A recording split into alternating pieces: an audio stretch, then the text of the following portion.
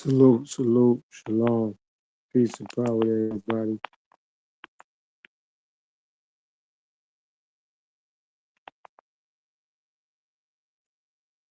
Give everybody some time to check in and tap in.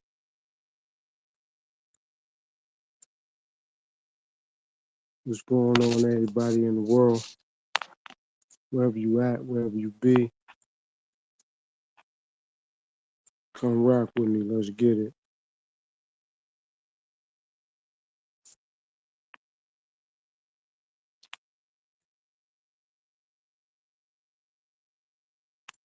As always, give it to that 15-minute threshold for people to tap in.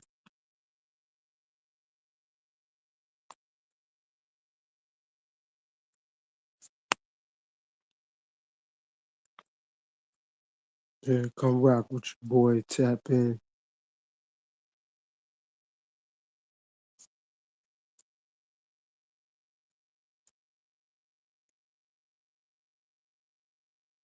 See the title.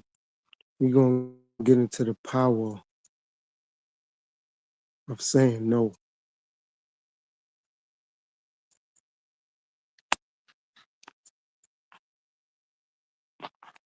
Saying no to others, but saying yes to yourself.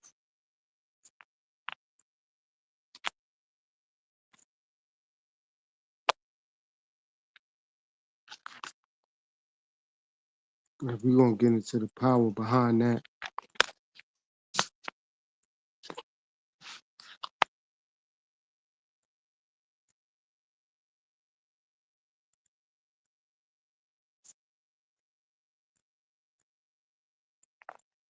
just giving some people some time to check in.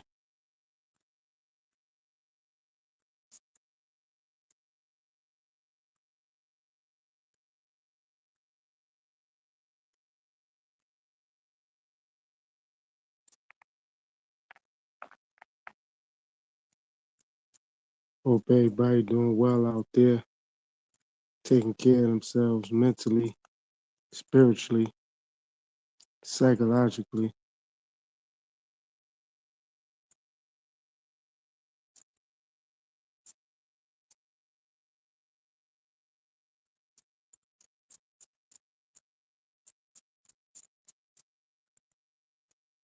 It's going to be a real good one today.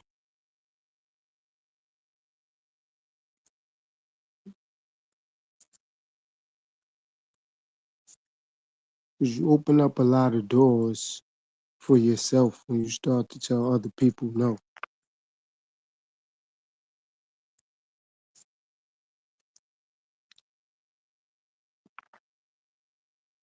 Things start to enhance and grow the more you say no.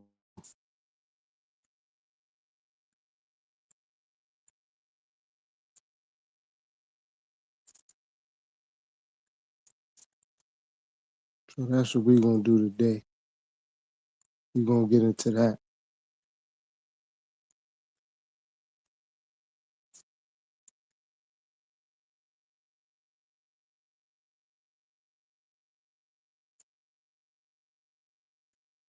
How no opens up the door for you to start saying yes to yourself.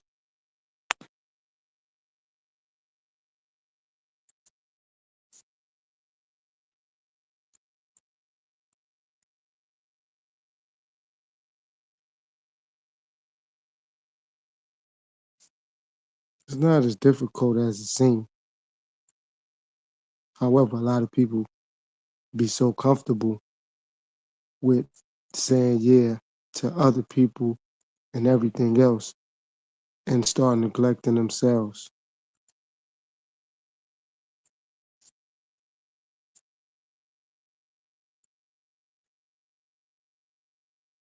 Like you say yeah to everybody else and everything else, and you say no to yourself. But it's time to reverse that. Time to start saying no to other things and other people and start saying yeah to yourself.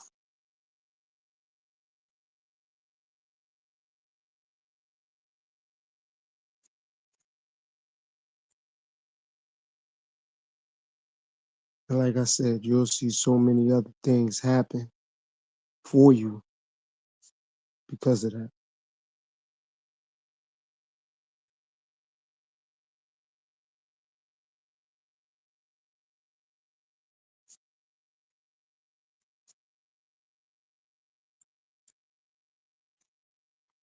You know, it's time to start treating yourself and stop cheating yourself.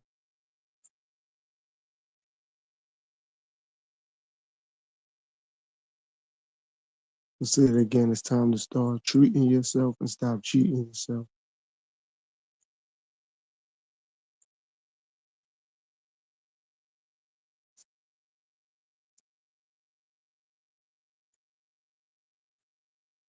That's how come mental health is at an all-time high.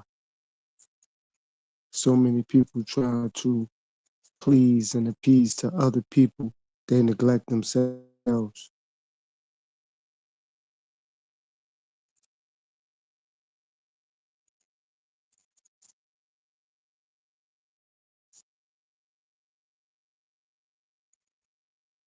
Also, when you start to tell other people and say no to things, you start to become more self-reliant and self-sufficient.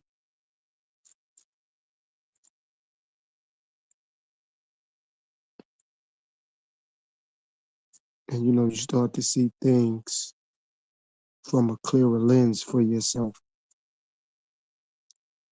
Like I said, you start treating yourself and stop cheating yourself.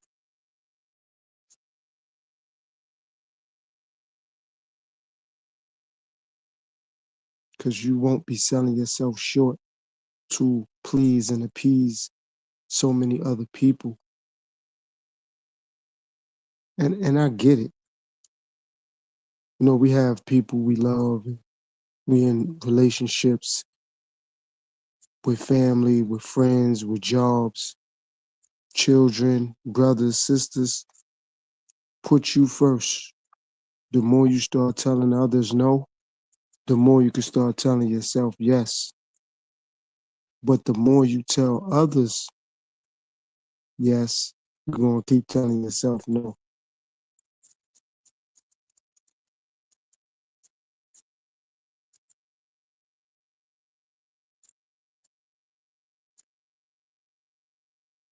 So do you want to keep telling yourself no and tell others yes, or you want to start telling others no and tell yourself yes?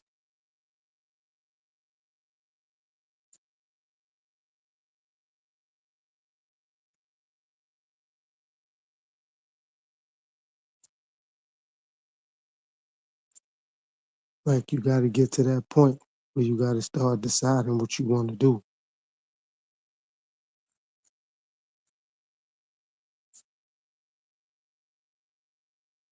Like, what are you going to make a priority?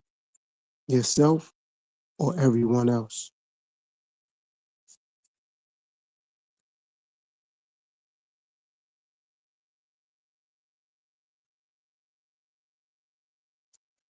You're going to have to make that choice, or you're going to have to decide.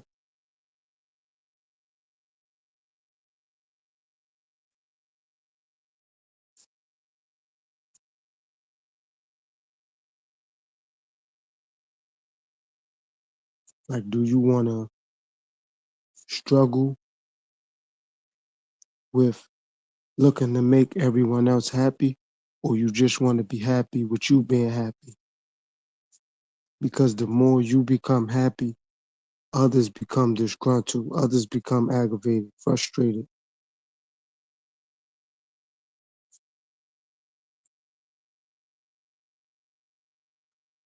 because you putting you first, you prioritizing yourself.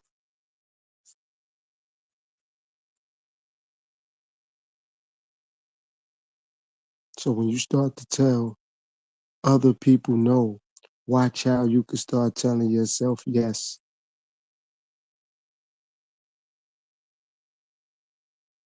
And no matter how many times you say yes, people only remember when you tell them no. or not right now, or I ain't got it.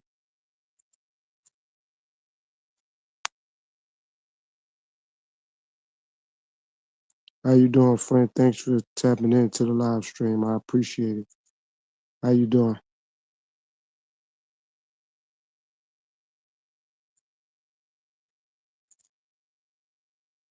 Thanks for checking in. Yeah, when you start telling other people no, you could say yes to yourself a lot more.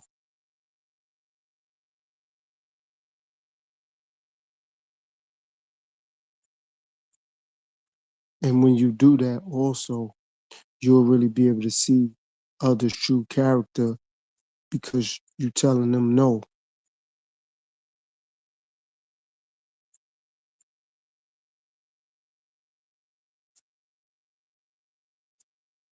And you'll find out quickly how annoyed they'll be or how aggravated they'll get with you or how they'll try to bait you into feeling guilty about saying no to them and saying yes to yourself and yes for yourself.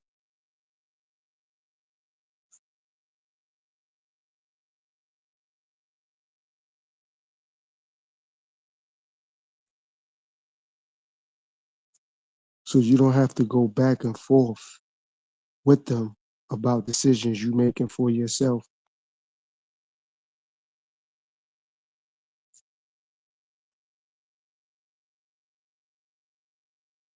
And the more you tell other people no and you say no to other things, you'll feel more and more of that burden off your shoulders and that weight off your back.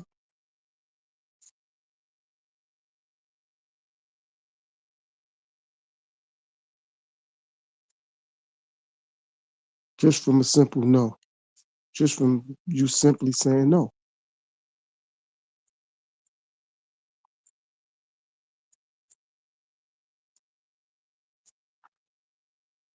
It'll change the dynamics of how you're able to view people, things, situations, circumstances, finances.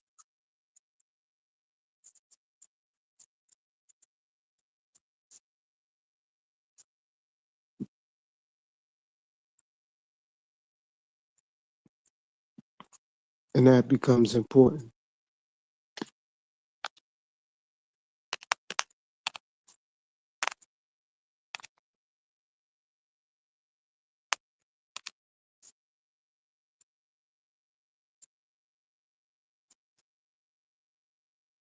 So does no mean you don't love people? Does no mean you giving up on people? Actually, it just means you said yes to yourself. That's what it really means.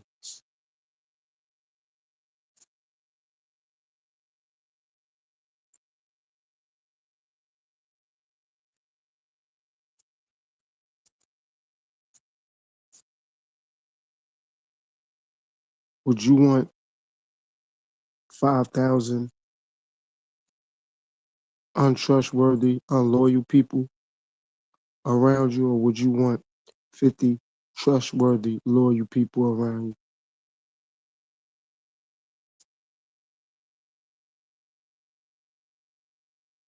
That's how your circle will get smaller and smaller the more you start saying no.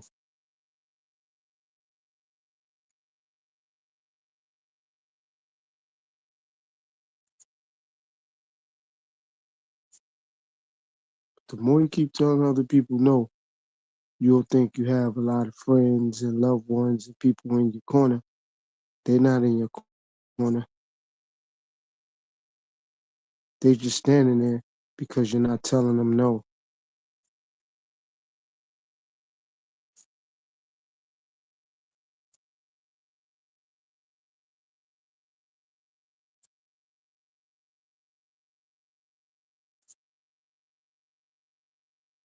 All right, 15-minute mark. So yeah, people are so used to you there for them and with them.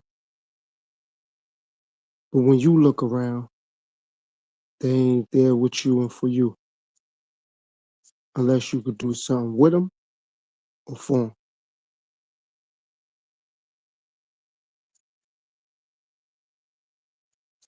Now, they have no problem with telling you no or wait or not right now.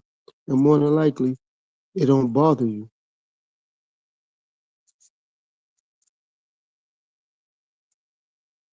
But when you tell them no or not right now or give me a minute, watch their body language. Watch their response. Watch how they reply to you because they only appreciate the fact that you tell them yeah.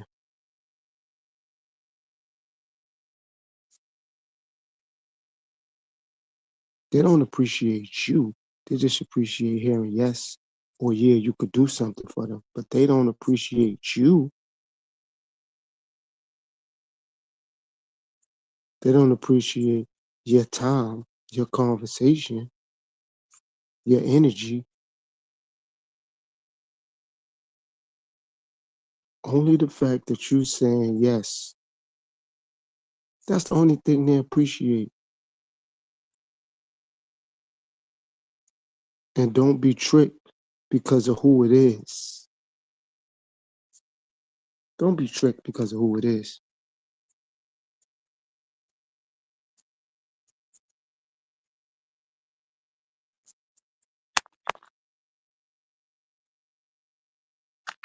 See, that happens a lot because of who someone is. Some people get brainwashed by that. You have to say no so you can say yes to yourself.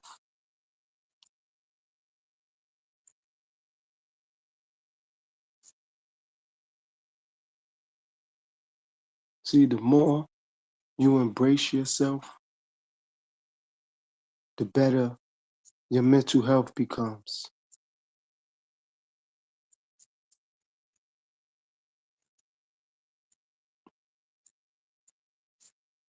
The more you embrace other people, the worse your mental health becomes.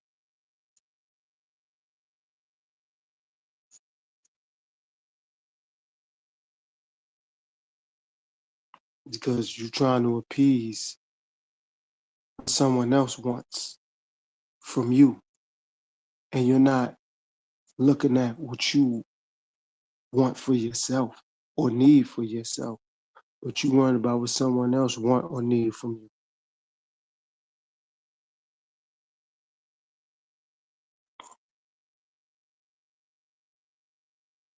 And that's how come a lot of people struggling with mental health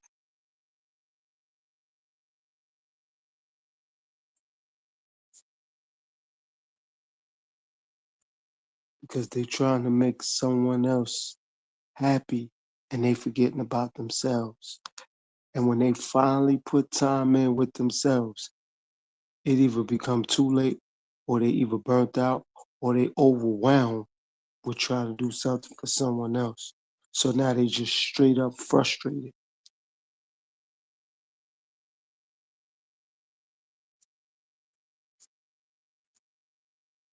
And now that they frustrated, it don't matter who they get at. They just frustrated. So you just become a target for that frustration.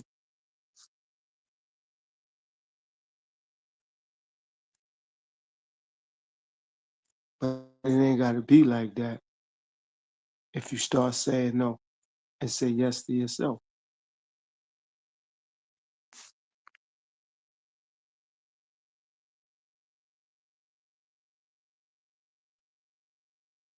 It's that simple.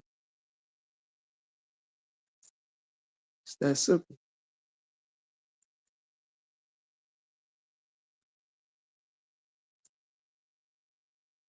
You say no, things will get better.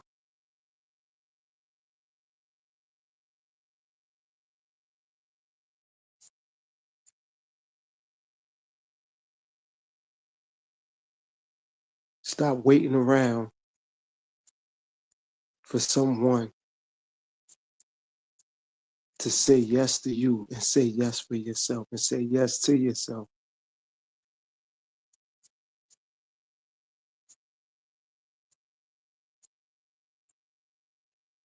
Understand that.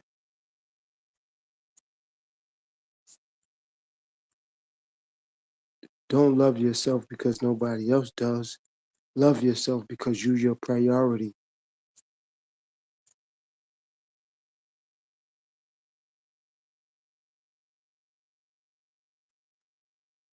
Do that. Make sure you become your priority.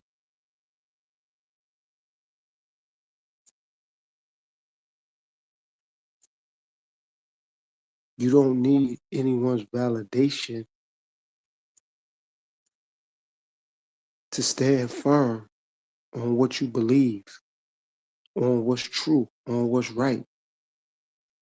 Because nowadays,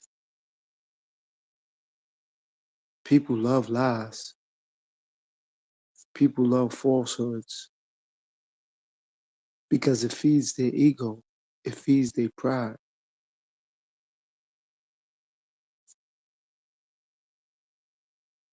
But their mind, their mental health is hungry. It's crying out for food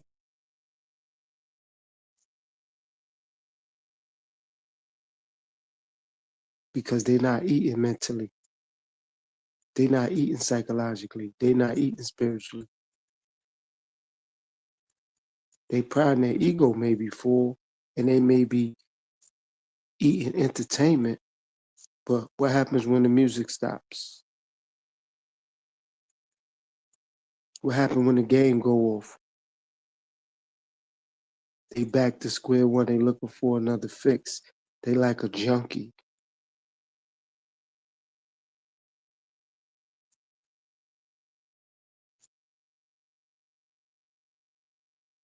They like, all right, where I could find some more dopamine from to keep me high.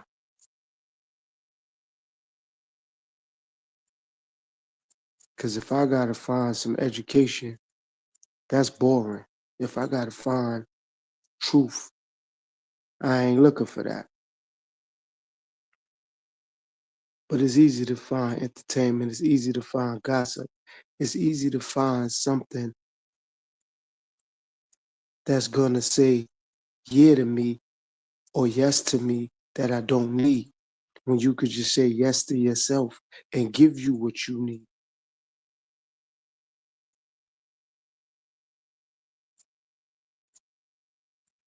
But when you keep looking for other people to validate something or validate you validate you.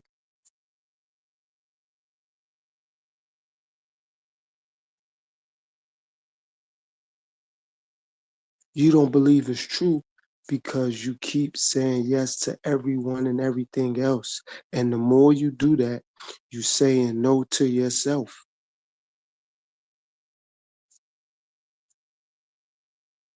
Once you start saying yes to you and no to everyone else, you'll see where they really stand in your life. Once you look up, you're not gonna see them standing there no more because you saying no, not right now. I ain't got it. I can't do that no more.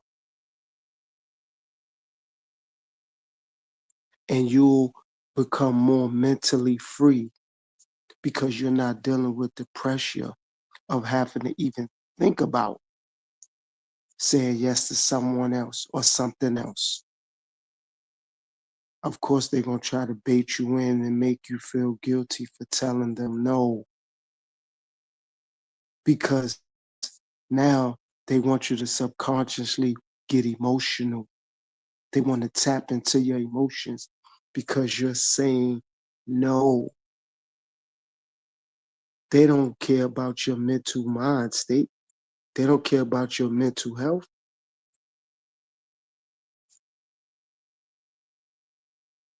Long as you telling them, yeah, y'all gonna stay in that relationship. And it's not a man dealing with a woman or a woman dealing with a man. It could be a family member. It could be a coworker.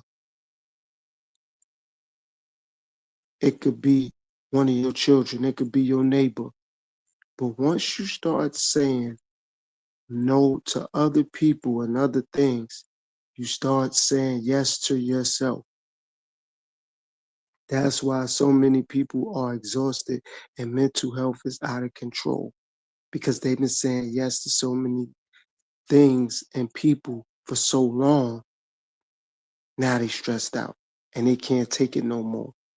And it don't matter if it's their mom or their dad or their husband or their wife or their kids. They just losing it because it's like they've been saying yes to everything and everybody else. But they keep telling themselves no. No, I'm not going to just stop dealing with this person. No, I'm not going to just leave this job. No, I'm not going to just stop watching sports. No, I'm not going to stop just eating. No, I'm not going to just stop smoking. Because you looking to please everybody except for yourself. Please yourself. Of course, people gonna bait you in with guilt. So what? So say no. Watch what happens. Say no. Watch what happens.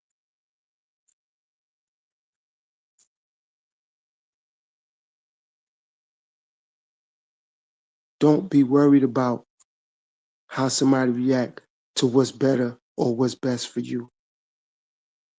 Don't matter. It's what's best for you. Once I started saying no, I seen a huge mental health change in my own thought process. I stopped having headaches. I stopped worrying. Was no anxiety. Of course, people try to bait me in with guilt. You selfish. You never loved me, or you never loved your kids, or you never loved family. Okay, fine. I never loved none of them things or none of those people. But I know one thing's for certain. I got to start loving myself. I got to start being there for myself. Because if I ain't there for me, I can't worry about who is or who isn't. I got to be there for me.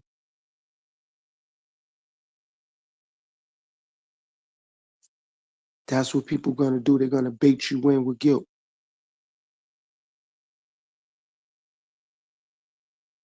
And when you tell yourself yes and you start telling them no, they're going to find somebody else to tell them yes. They're going to go to somebody else.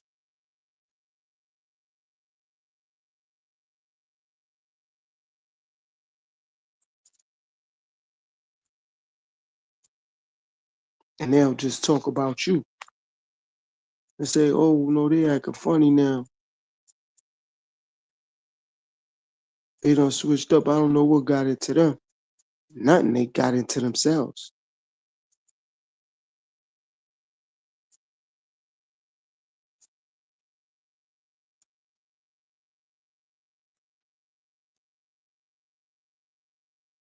Are you really into yourself or are you into what others say and feel and think about you? That's the key ingredient.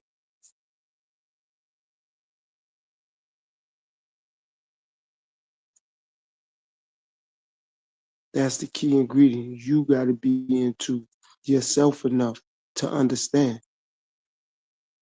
You're going to have them rough and tough patches. It doesn't matter. You into you. I'm doing what I do on my platform. I have rough and tough patches where, like now, I was saying 2, 3 people in my chat or watching this video. It doesn't matter. That's going to elevate. It's going to go from 2 and 3 to 20 and 30. Then it's going to go from 20 and 30 to 400 to 4,000. That's life.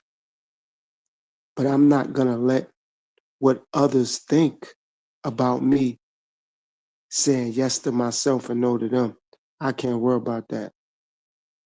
See, In these days and times, people need validation to move forward. When you your own person, you move forward because you are validation by moving forward. But when you looking for validation to move forward, what's going to happen when somebody don't give it to you? But when you give things to yourself, you always keep it moving. You're always motivated. You're always inspired. But when you're looking for that next hit of dopamine from other people, from entertainment, from gossip, rumors, and propaganda, just remember, when it's your goal to be a part of the propaganda, to be a part of the rumors, don't be upset because you're still selling yes to other things and other people and not to yourself. I appreciate telling myself yes. I'd rather have or deal with 5 to 10 honest, upfront, loyal people than having 5,000 scattered, disloyal people. And I don't even know out of that 5,000 people who gonna talk about me, who gonna stab me in my back, who gonna poison my food. Even though I don't rely on anybody, I rely on myself. It's just the point. When you looking for that dopamine and that validation, that's how it end up happening to you. Because now you gotta search through that Rolodex and say, well, who hating on me? Who talking about me? Why they mad at me? You know why they mad at you? Because you're not happy for yourself. I'm gonna say that again. You know why they mad at you? Because you're not happy for yourself.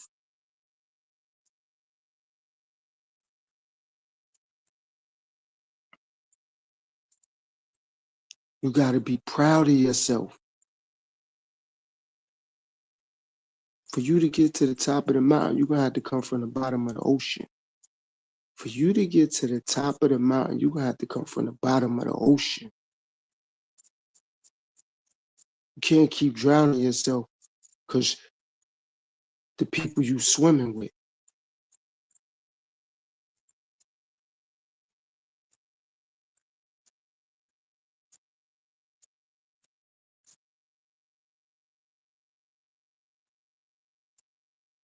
they ain't gonna throw you no life raft.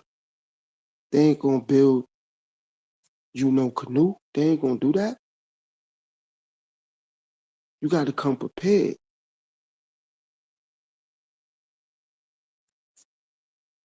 And when you get prepared, people only gonna wanna be with you because you prepared. But if you gotta build it from scratch or you gotta start from ground zero, ain't nobody gonna be there with you.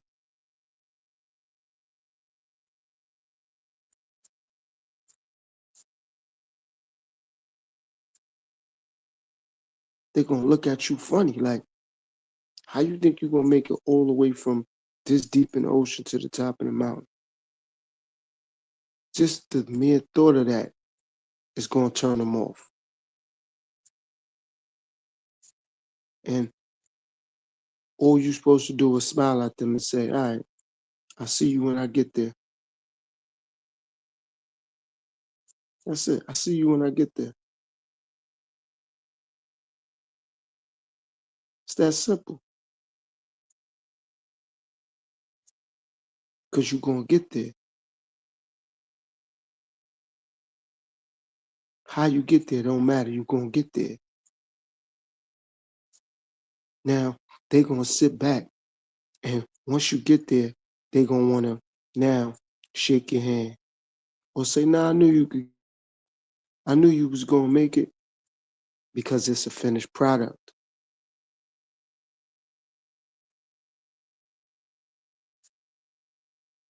It's a finished product.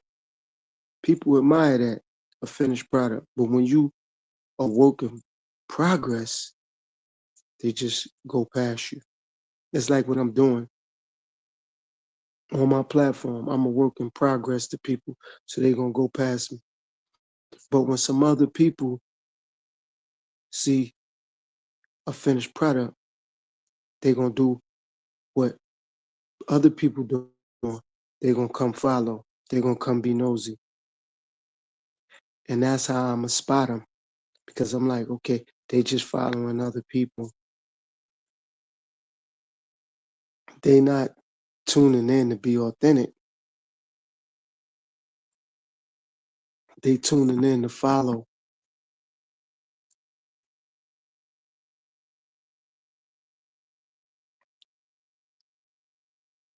They're not gonna tune in to support me. They're not gonna tune in because they care about me. They tuning in because they following. They gonna follow the herd and the pack and say, okay, everybody going this way, go that way. Because my message has been the same from 0 subscriber to I'm where I'm at today. So it's not about the subscribers. It's about the message. I'm thankful for my subscribers, but it's about the message.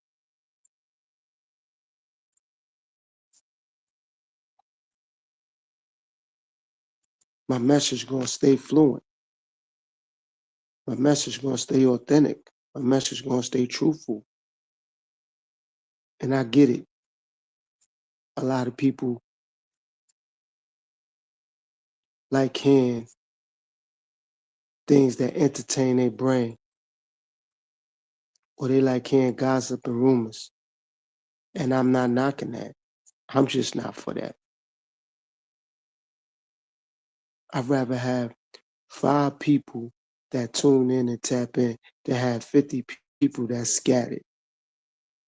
Because I ain't gonna go look for them when they scattering around like roaches. Because somebody turned the light on. Like, who you? What you doing here?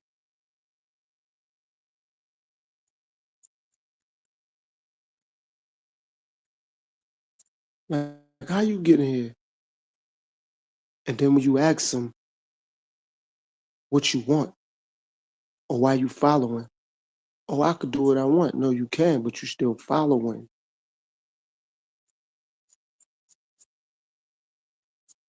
Lines Pride, what's going on, sis? Thanks for tapping in. I appreciate you. I enjoy walking and talking with you, sis. I just be going live myself. So that's why I don't be sticking around for the whole thing. But I really enjoy walking and talking with you though. You know? Very, very vibrant.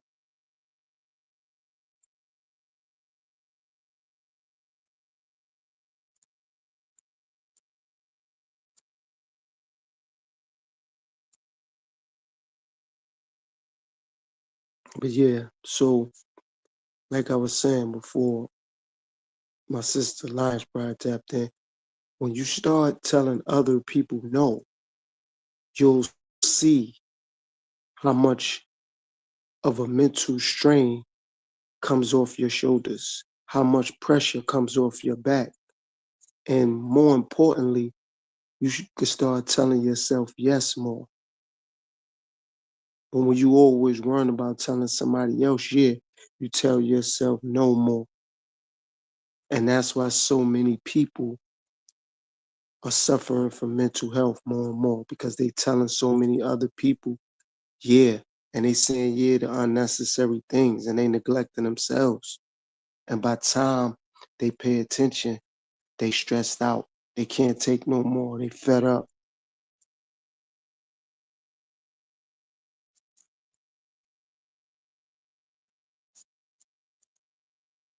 They like, damn, I've been telling my kids this or my mom this or my dad this or my woman this or my man this. And now they get so stressed out because they overwhelmed, because they didn't have time to tell themselves yes. So now when they finally start telling people no, or not right now, or I ain't got it, or give me a minute, and those people be like, I can't wait, or why I gotta wait, or how you gonna tell me no? What you mean you're gonna start doing stuff for yourself? You selfish. They gonna bait you in with guilt. And how they able to do that? because you haven't been telling yourself yes. And telling you yes, it's not that they're less important than you, but you got to make you the priority. So they could start looking at themselves and start making themselves a priority.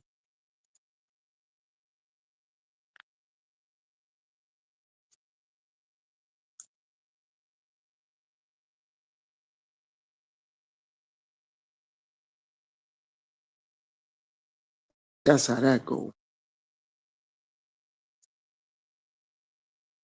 That's how that works. If you keep on telling other people, yeah, when you gonna have time to tell yourself yes, you ain't gonna never have time to do that. You ain't gonna have no time.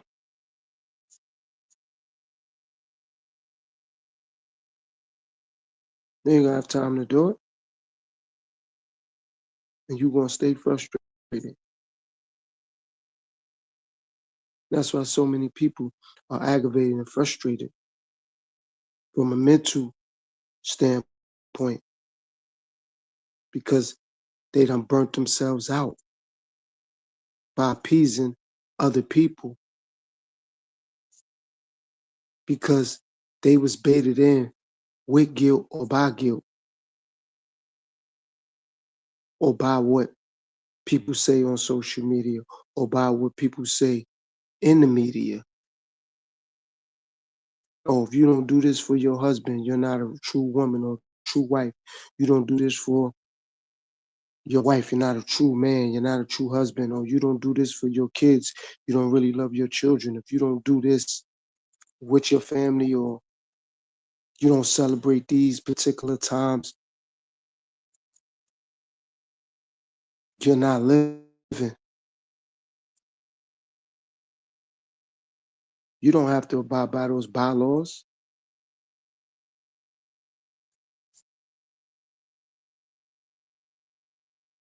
See, I appreciate the fact that the more and more I say no to others, I become mentally and spiritually free.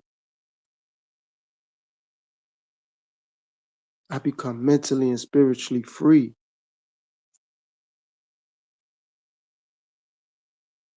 And I'm alone, but I'm not a loner. It's been so many times when I really thought I believed I needed people, or I truly believed and thought people would be there. And when I end up being alone, it ended up working out for me better. Because it was like, damn, I'm by myself. More food, more water, less people, and less things I got to worry about. Because it's just me.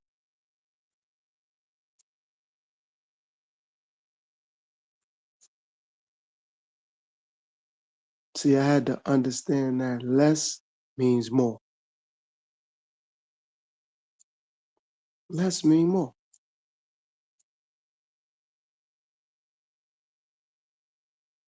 I had to learn that the hard way. Less mean more. The less I deal with people, the more my mental health gets better. The more time I got to be by myself, the more I got time to improve on things for me. I don't care if it sounds selfish. Can't worry about that because even when you putting time in with other people and you know you putting your best foot forward or you putting all that effort in, they still gonna tell you you have stepping or you could do better or you could do more.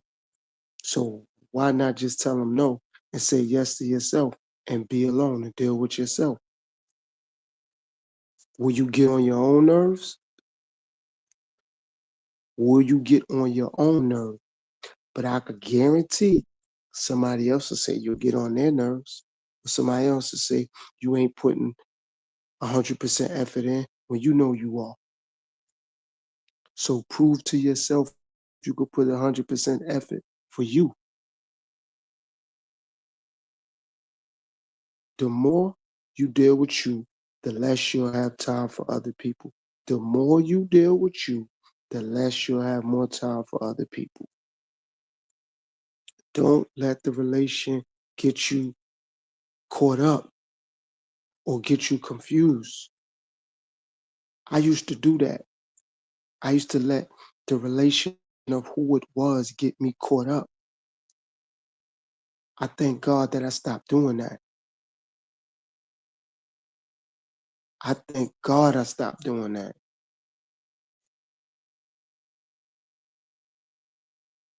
Once I started doing more for me and start telling other people no and start saying no to unnecessary things, the yes that I was saying to myself spiritually, psychologically, and mentally, it brings a smile in my heart.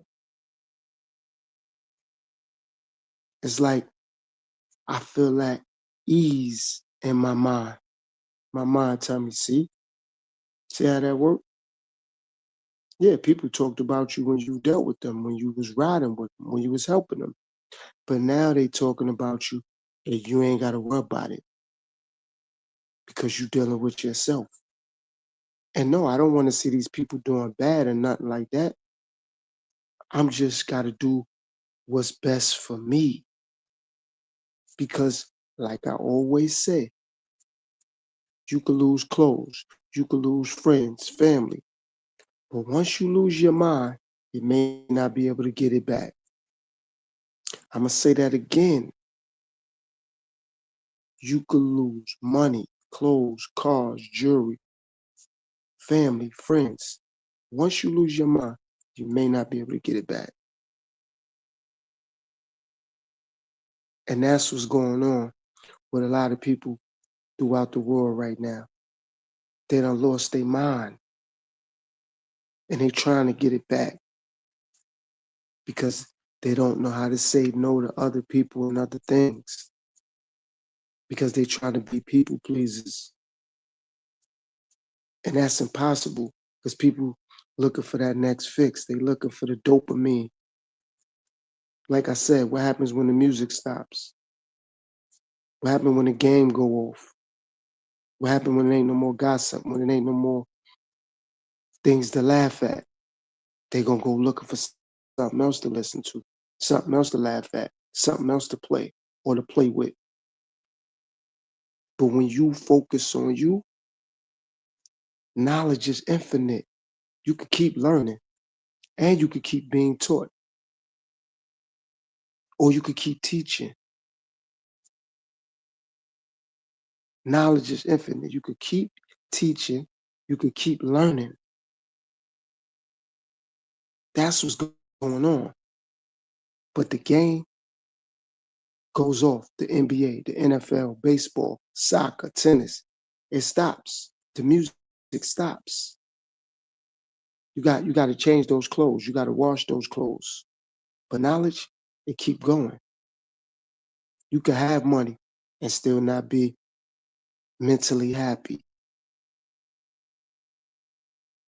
You could be having sex and still not be happy. You could be home with your family or with your kids and still not be happy. But once you get that inner peace and that inner happiness, nothing else matters. Because now you become one with yourself. And there's tons of people out here that's not one with themselves. But they believe they could become one with somebody else.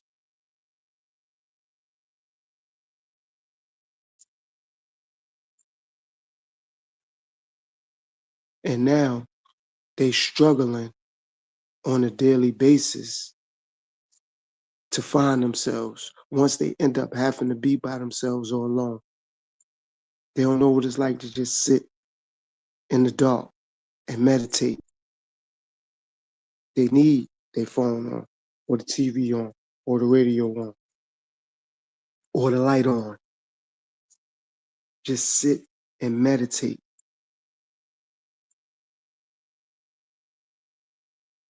and they'll start to hear the voice they should have been listening to, their own. I'm going to say that again. Sit in the dark. No TV, no phone, no light, no nothing. They'll start hearing the voice they needed to hear, their own. They'll start hearing their own voice telling them, you don't need that, you don't need this, you don't need people. You'll be motivated without somebody motivating you. You'll be encouraged without somebody encouraging you. You'll be inspired without somebody inspiring you.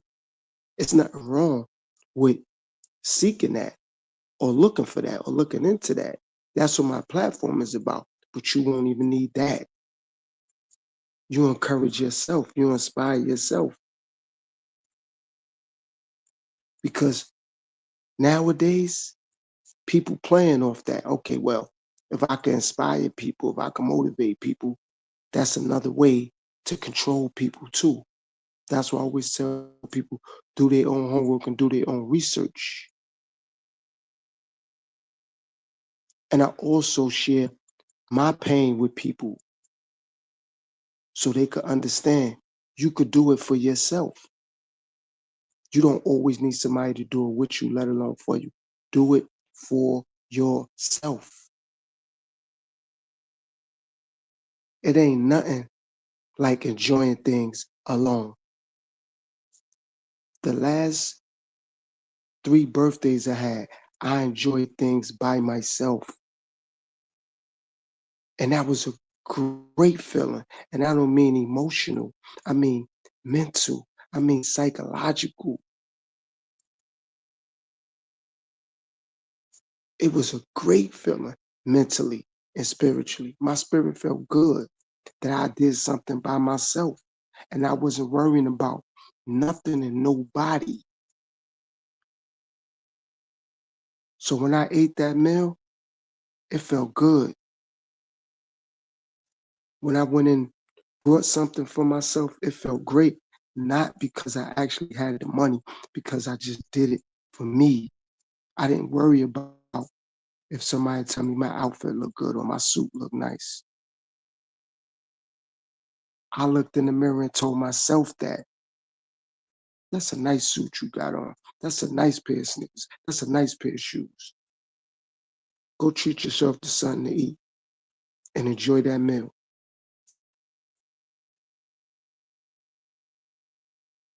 Because now you spending more time alone because you starting to tell yourself yes and you telling other people and other things no. How many times you did something with someone else, but now you wasn't fulfilled with it because they end up still complaining or they end up still not totally appreciating it? Because it's like, okay, if you go out with your family or you go out with a friend or with neighbors or your husband or your wife and it's like something ain't right and they not totally appreciative, and again, nothing's perfect, but when you get into you, you could perfect how you gonna make yourself feel. You could do that, but when you deal with others, of course it's gonna be bumps in the road, of course it's gonna be turbulence because you're dealing with others. But when you deal with you ain't gonna argue with yourself. You ain't gonna do that.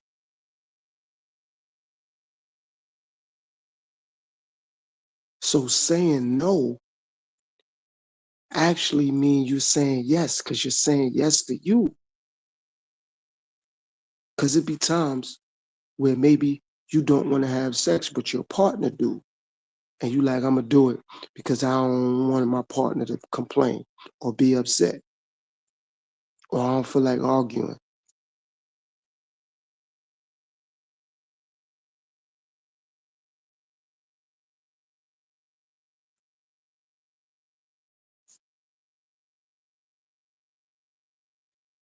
So when you start to tell you yes, to know that you gotta say this to someone else, it don't bother you no more because you fulfilled with saying yes to yourself.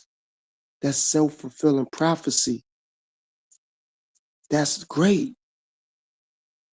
But so many people into that fulfilling other people's prophecy. When you start saying yes to you writing your own book. You your own author.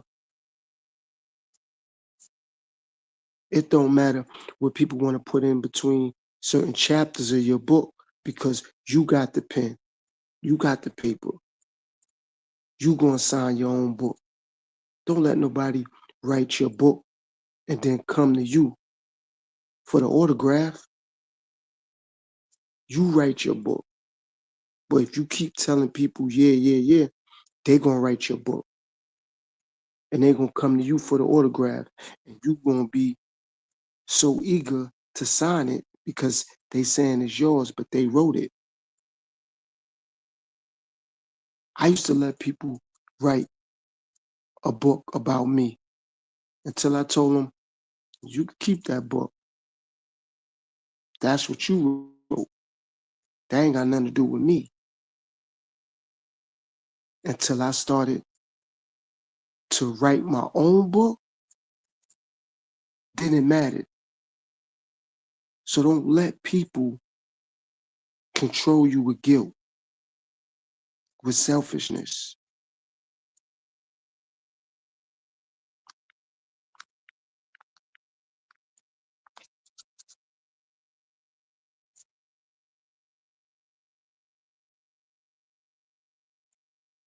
Baiting you in with what you need to do, what you should do, what you could do if they was you. They ain't you. And if they had to be you, they probably wouldn't want to be.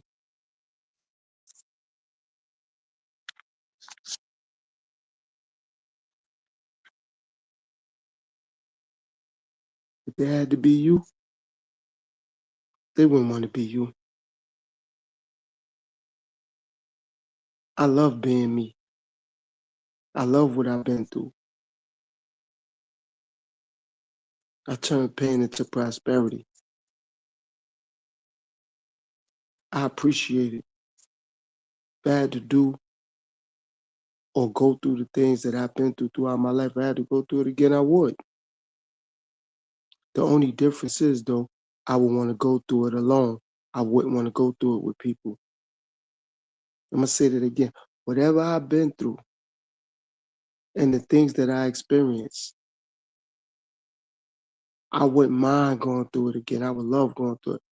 I would just want to go through it alone.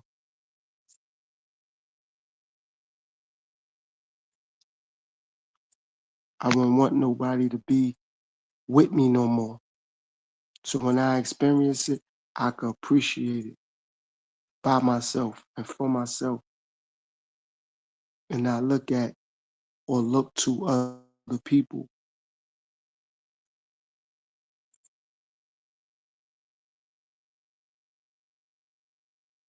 See, doing things alone, you gain more of a sense of identity of who you are, where you going, and where you need to be getting to.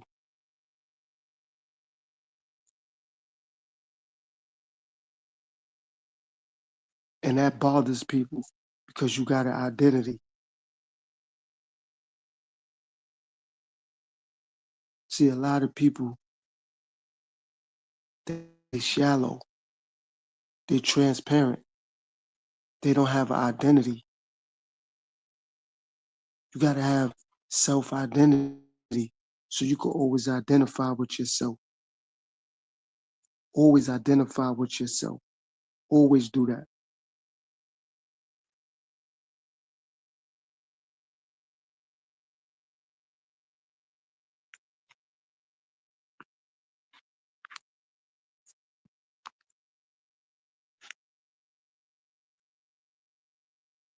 Don't sell yourself short. Like people gonna wanna step in your light, not even because you shining, just to dim it.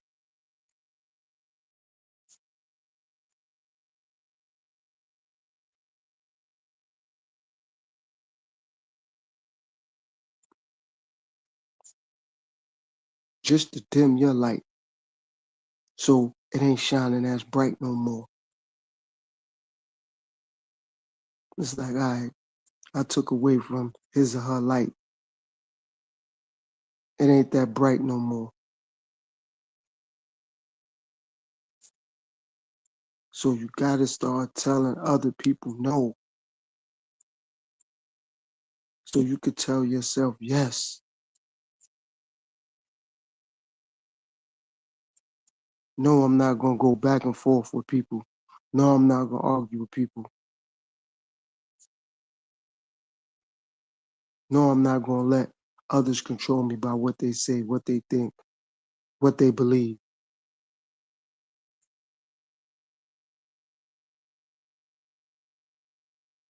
And it's not as difficult as it appears to be. It's very simple.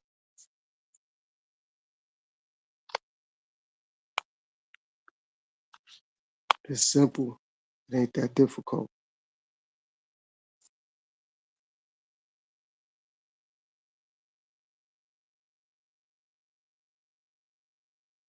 But again, when you're not paying attention to yourself, you get caught up in the rapture of other people. How can you tell yourself you're important when you're making other people more important than you making yourself?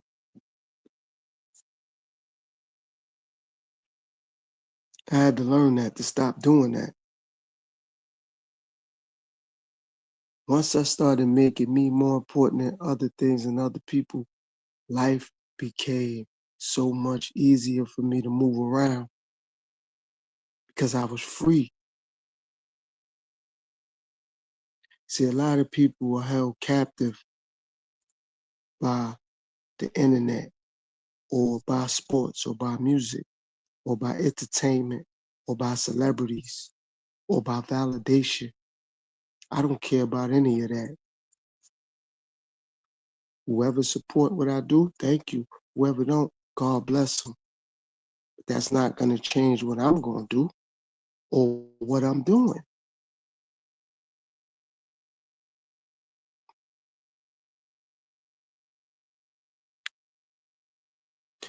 Because it's going to be a time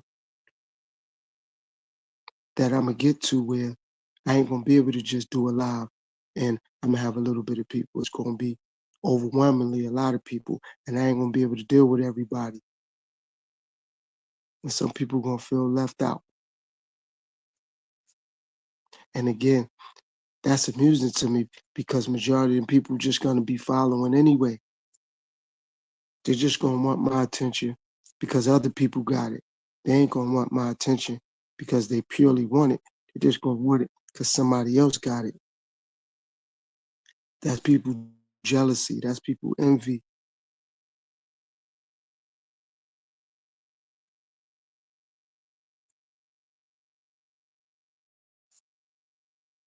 So now they're going to want to ask questions and pick my brain.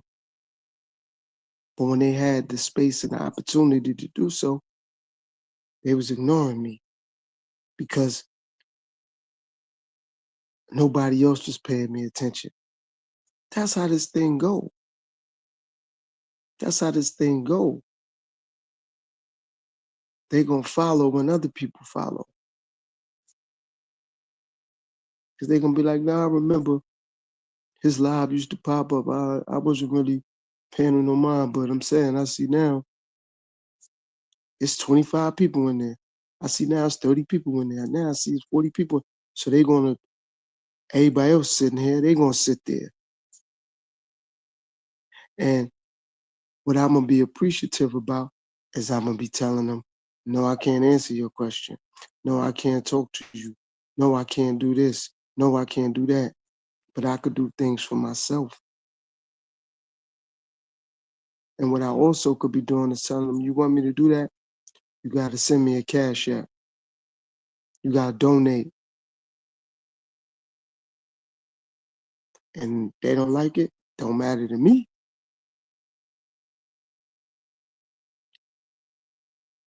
Because I'm saying yes to myself.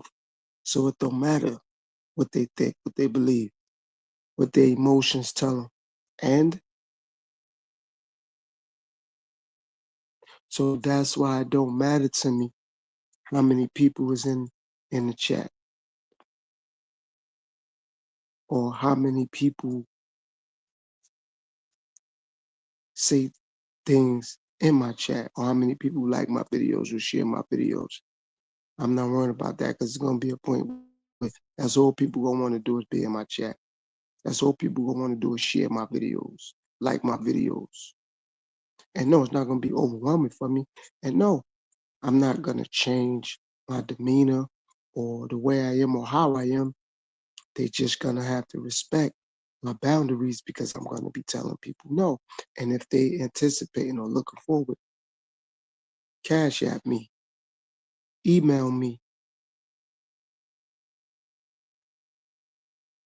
It's gonna be that easy. And it's gonna be that simple. I'm not gonna worry about it because I get it. But am I gonna care? No.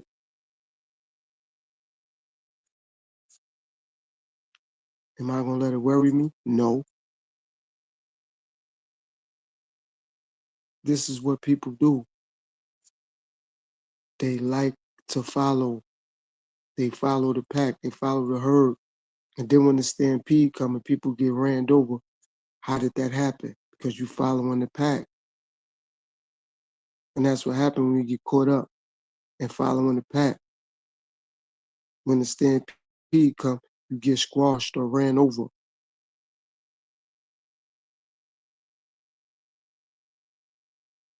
That's why I'm not with the herd. That's why I'm not with the pack. So when the stampede come, I'm gonna just stand back and see who get ran over. Cause it's gonna happen. It's gonna happen.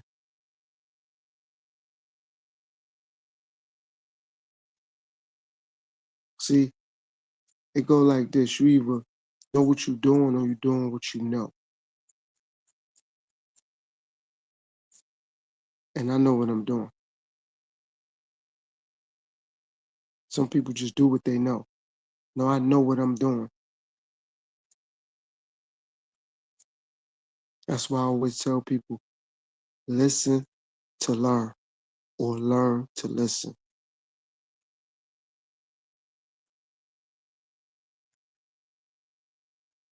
So you gotta listen to learn or learn to listen.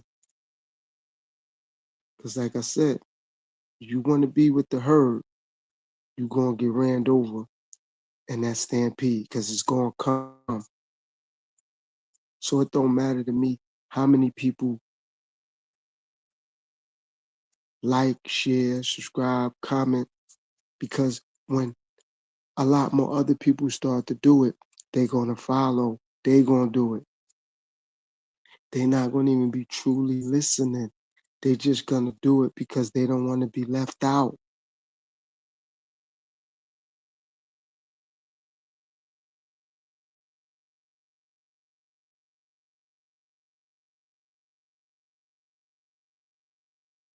They're going to be like, damn, I remember I used to pass his videos, used to have like 5, 6 people. Now you got like 20, 30. They're going to just sit there and listen just to do it. Not even because they care, nothing. They just don't want to be left out. They're going to want to be with the crowd because they can't think for themselves.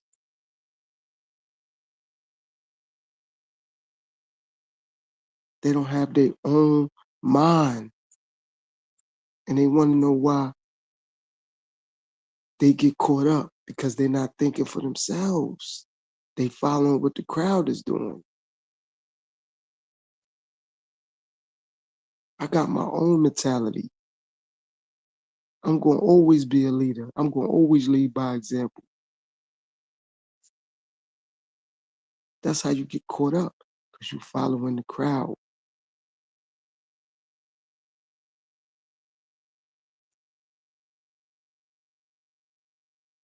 But when you follow that crowd and that stampede come, I get ran over. You in the crowd. That's how.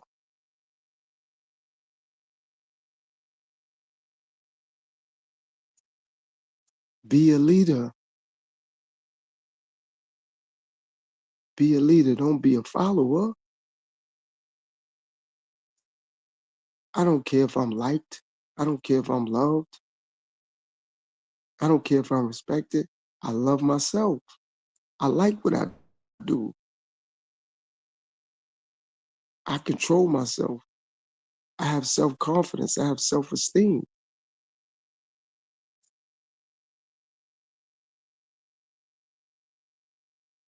So why am I worrying about who's gonna like and who's gonna dislike? And that's not relevant to me, because majority of people don't like things. They just following. They sincerely don't be liking things. They just following. They be like, man, I really didn't like it. I just was doing it because my girl did it, or I was doing it because my man did it, or my family was doing that. I really don't care anyway. Following. And they get frustrated when the thing they follow falls apart. But if you become a leader, you can see things falling apart.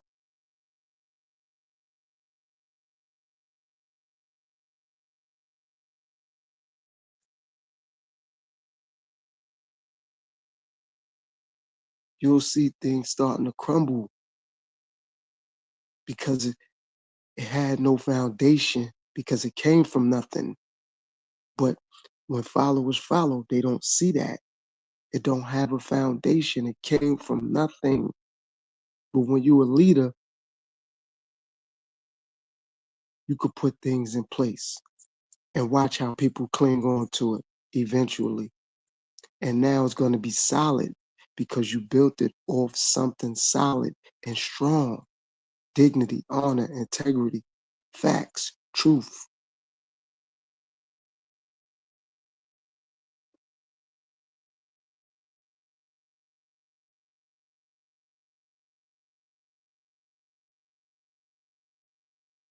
But when you start to build things off lies, lust, gossip, rumors, speculation, hate,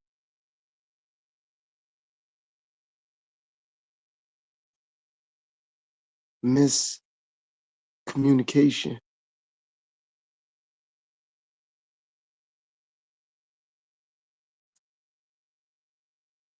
none of that stuff, when you build it like that, off lies, off lust, off rumors, hate, it doesn't last long. It's a temporary high. That's that dopamine. That's that dopamine people be looking for.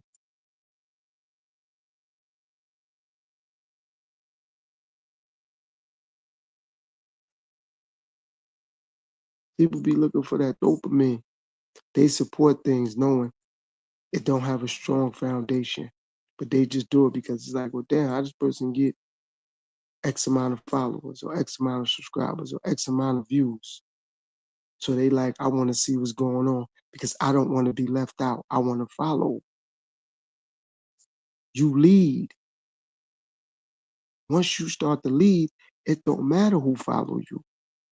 Peep game, you in the lead. So why does it matter who's following you?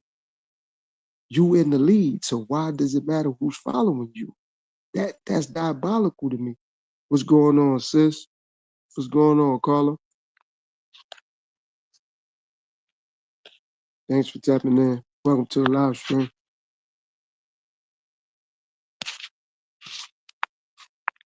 Like how you following and you want to know why you getting left behind. Like you can't follow and want to know why you getting left all the time. Like why everybody leaving me? Cause you following. See, when you in the lead, it don't matter who's following you. You're not gonna be able to see because you in the lead anyway.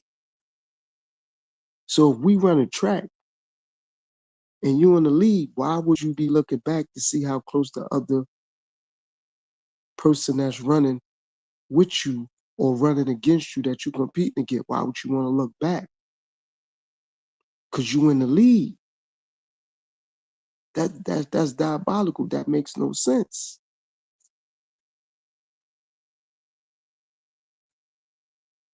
I'm in the lead. So why am I? Let me look back and see how close they are. I'm not worried about that. But that's what followers have to do. They have to look around and see where's the leader at, because they want to try to get up there with the leader because they following.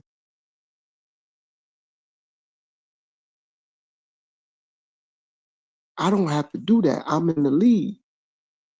So it don't matter who look at what I'm doing as if I'm doing nothing. I'm doing something because I'm leading by example.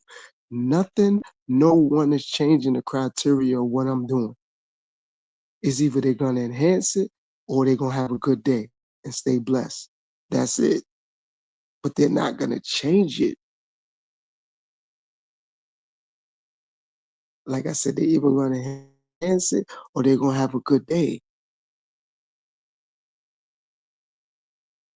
Anything else is foolishness. You're not going to get nowhere following. You have to lead. And you start by telling people no. So you can say yes to you. No, I'm not going to argue. No, I'm not going to hate.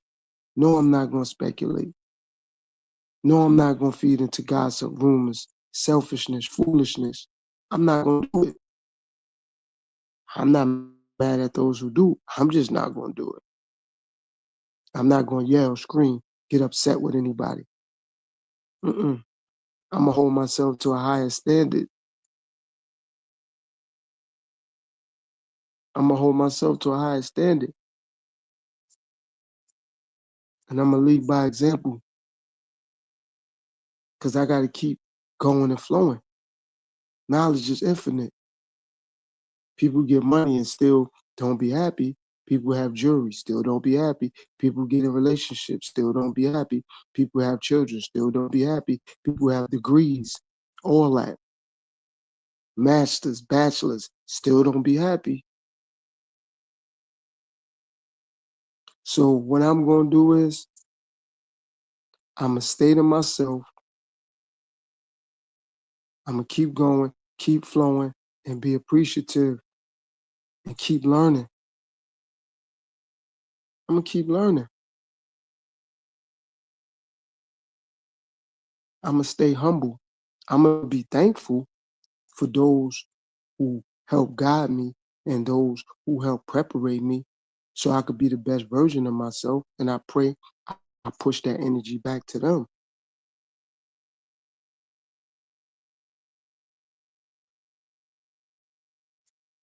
But however, to follow, nah, mm-mm, mm-mm, not doing that,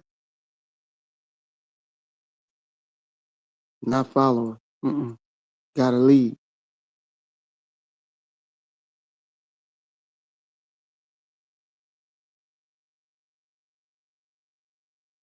That's not refreshing. That's not displaying integrity and honor and dignity by following. It's not doing that. Lead by example, display leadership. And I don't want to lead to be followed either. I'm just leading because there's no need for me to follow. I'm gonna say that again. I'm not leading to be followed. I'm just leading because there's no need to follow.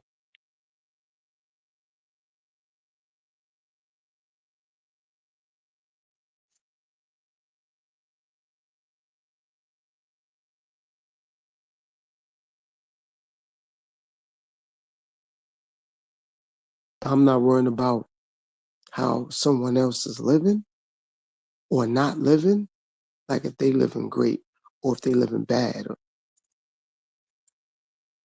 God bless them. They living.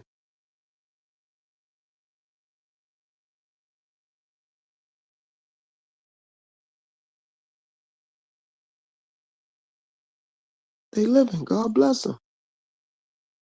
Life is at a premium. So I'm thankful they living.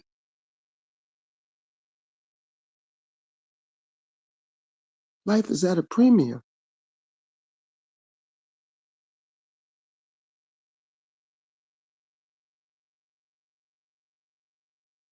But I get it. I'm supposed to follow and talk about how somebody's living bad and I'm living better than them, and or I'm supposed to attack people that's weaker than me, and I'm not doing that. And it ain't because I don't even want it to happen to me. That's just not who I am. That's just not how I operate. I could expose billions of things, but what would be the point? What would be the purpose? Oh, I get it. I would do it because it would give me a bigger audience. Those people would be stragglers. Those people would be following. They would just be doing it because they want to hear me talk about someone else so they could run back and tell someone else how I'm talking about somebody else. Really? Really?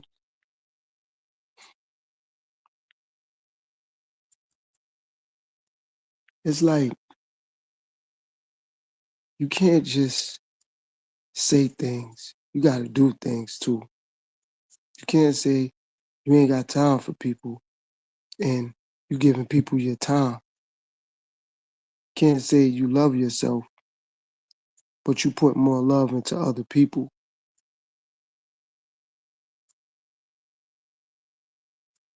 When you say you love yourself, that's a real huge statement, but you gotta show you love yourself way more than you could say it.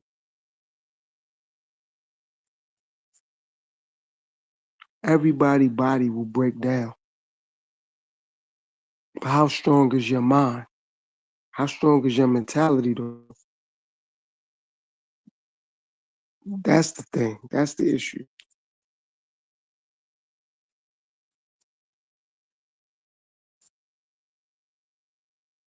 Like I said, we all gonna lose things. Family, friends, clothes, money, cars, jewelry.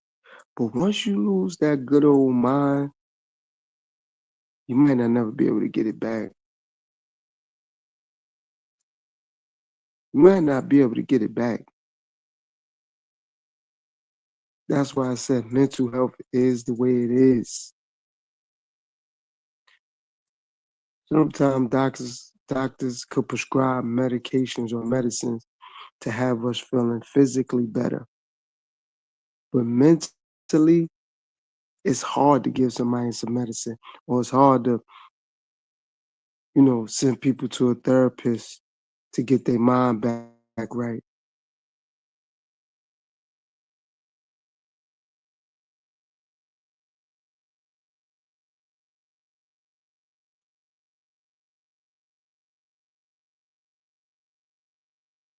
Because even a psychologist or a psychiatrist, even they understand certain things with the mental is nothing to prescribe for that. They'll force feed you for you to keep coming back to make the money, but they get it. They can't really prescribe medication for you.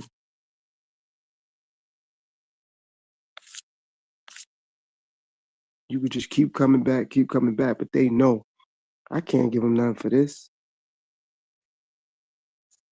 They know that, but they're not going to just blatantly say it because they need you to come back to make the money.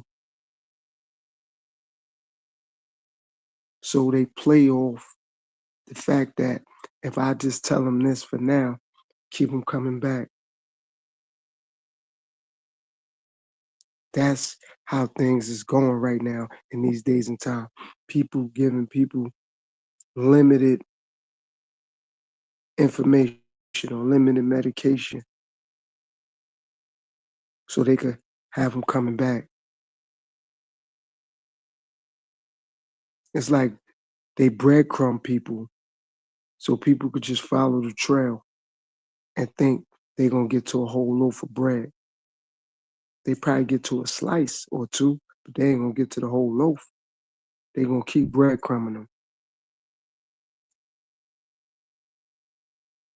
That's why mental health is the way it is, because people don't know how to say no to other things and other people that's necessary. The things that's necessary, they say no to that. The things that's unnecessary, they say yes to it. I'm gonna say that again. The things that's necessary, they say no to, and the things that's unnecessary, they say yes all day. People they know they need to cut off and cut out their life. They don't. They keep them there, and then they do things and say things like, you know, they be getting on my nerve. You know, they give me a headache, or I know they be lying, or I know they this, but you didn't say no to them yet. You didn't cut them off yet. I know I was going through that. Like, even though that's such and such, man, I know they lying to me. They be getting on my nerve. And one day that reality check said, but you dealing with them still. That's your fault. That ain't their fault. That's why I say self accountability, self awareness, self respect, because you got to give these things to yourself. You cannot be upset when somebody else ain't giving it to you. You got to give it to yourself. But people don't give these things to themselves and want somebody else to give it to them or do it for them. Like, how intelligent is that? How you not giving something to yourself or doing something for yourself, but you want somebody else to do it? See, the reason why it don't matter if I get it from other people, because I'm giving it to myself. So when I go live, for instance, prior to the people that's nice enough to share their time with me and to let me know they out there, I appreciate that. But I'm doing what I'm doing prior to them coming in. I'm thankful they there, but I'm doing what I do before they even say anything or let me know they there. I can see maybe 2 people there, 3 people there, 4 people, 5 people, whatever the number is, but I'm still gonna do what I do.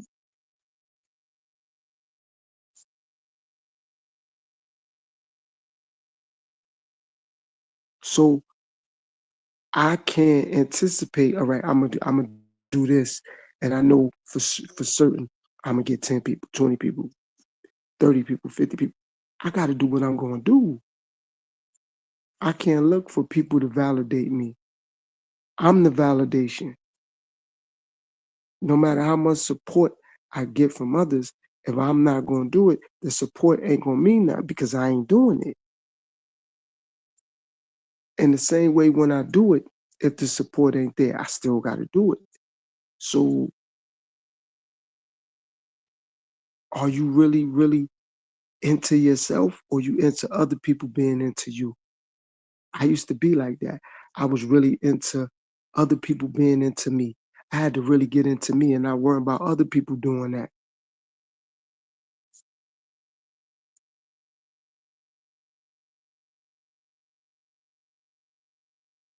I'm really, really into myself. So it don't matter if other people are into me or not. I'm thankful they not as much as I was at one point. Because when something don't go right, I don't want them to be overwhelmed. And then when something don't happen the way they anticipated or the way they expected, now they're gonna really let me know or show me where I really stand in their life. And I'm not gonna be hurt or heartbroken. However, I ain't into that and I ain't got time for that. Like, that's child's play, that's foolishness. That they just gonna break down and show me how weak they really are.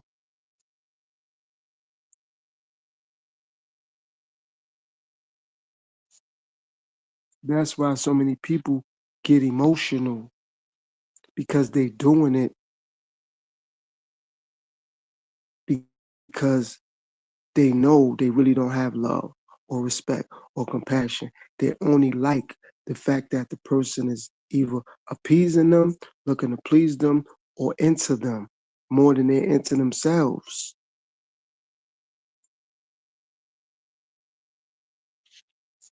And once I learned that, I don't look at people the same way no more. And that don't make me better than people or people worse than me.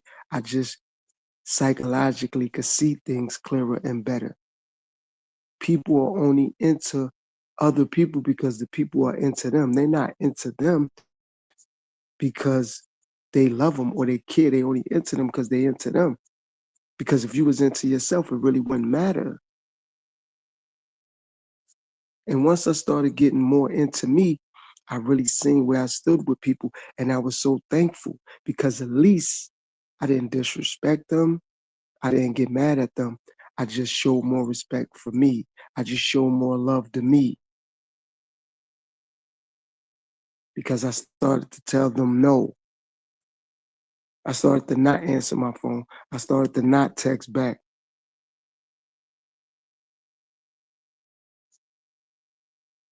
I started to not let things they said and did bother me no more. So if it was one of my kids and they wasn't listening, I ain't gonna even say nothing else no more. They ain't gotta listen. But now let's see on the other end when I ain't listening. Let's see on the other end when I ain't responding.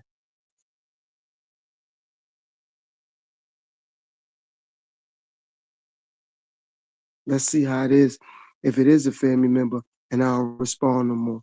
I don't argue back no more. Let's see now. Will they say, wow, I wised up, or will they still talk crap about me? Let's see that now. I'm not responding no more. I ain't arguing back no more. Let's see. Will they still talk crap about me? Will they still blame me? And I'm not even saying nothing no more. I'm not even responding no more.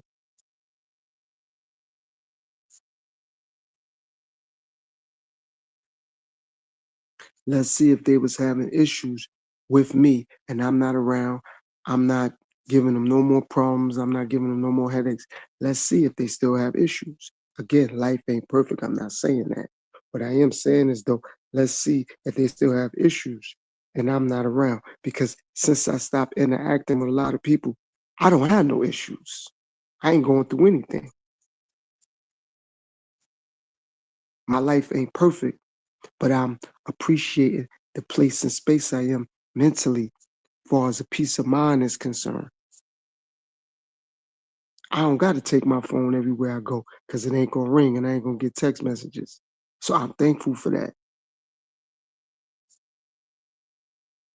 So if I forget my phone or leave it in the house when I go on a walk or I'm working out or something, that I'm good.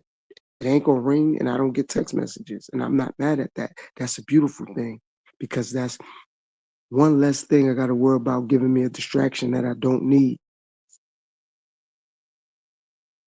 Because when you start to say no, you don't be distracted by unnecessary noise.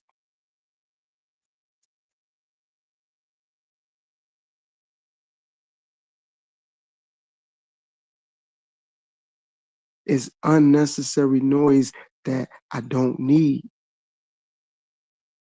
I'm thankful for when I was born because I existed before things that's relevant, like the internet. See, some people existed before the internet. So how is they making that so much of a priority unless they doing it to the money out of it and they making a business move? That's different. But if it ain't a business move, it shouldn't be so much of a priority because you know what it was like before that came about, before that existed. You know how we had to interact as people. You know how life was before that came about. I understand about adjusting. I get that. It's like, okay, well, let me learn how to adjust. I get that. But just to be doing it because I don't want to be left out, or I'm looking for company, or I'm looking for conversation. You don't need that. You can open up a book.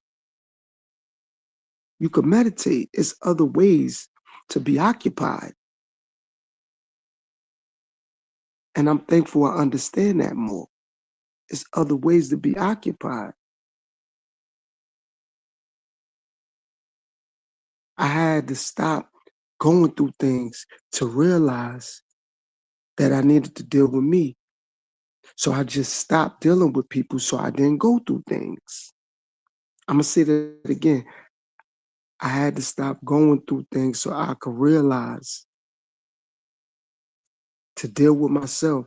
So I just stopped dealing with people so I wasn't going through things.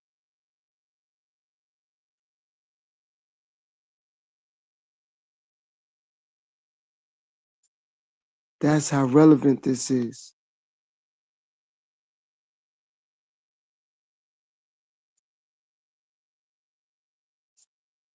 This whole internet situation is not as complex as people make it seem. It's complex because people like to get on here and do things that feed their ego and feed their pride.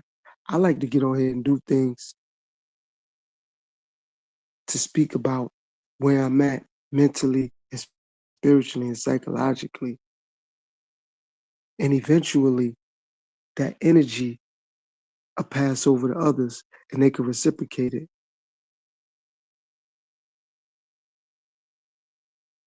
And once it's reciprocated, that's the energy that's going to come back to me. That's the vibes that's going to come back. Because some people do get on here and they just looking for the right energy to tap in with. And I know those people will find me eventually. They'll find me eventually because God will send them my way. And when God send them my way, we're going to be able to talk and build because God going to send them. But I'm not going to be chasing the people that the devil put out there because the devil going to always put people out there. See, they not going to come to me. But one thing I appreciate, I ain't going to chase them though. The people that God sends out there, they're going to come to me. They're not going to run. They're not going to have to chase me. They're going to come to me.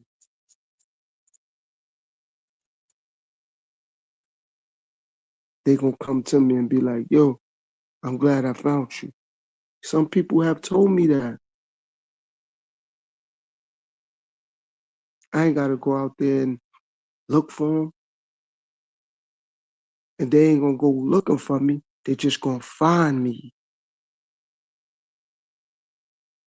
And I'm going to be humble and I'm going to be thankful. And once I build that community base, it's going to be solid. It's going to be unbreakable.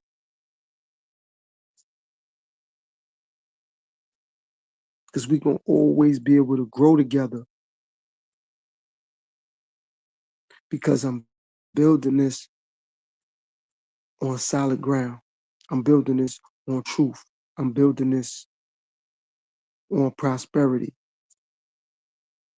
I'm building this on dignity, integrity. So it's going to be hard to burn it down. It's going to be hard to have a hammer or a sledgehammer and try to knock all the bricks down or come through with a bulldozer and knock this over. God ain't going to have that. However, when people build things off of that, it's easy to knock that foundation down because it was never solid. And they're going to struggle trying to keep that going because it wasn't built off honesty, off dignity, off integrity. So it's going to be hollow.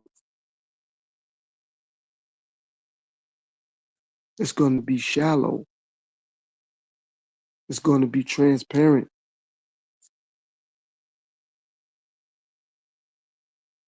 So I'm appreciating that.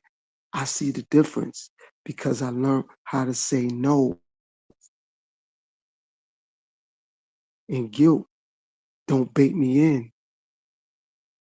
Shame don't bait me in. I'm not ashamed of who I am, where I came from, or where I'm going because I'm going to get there.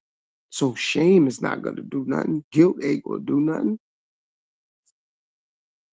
That's other people's insecurities when they trying to shame me or make me feel guilty or insult me. And they believe they have the need to be right. Have that. Have that. That's not going to stop me, because I could tell anybody things that I have been through, and I'm not worrying about the ridicule or the judgment, because I have literally been through it.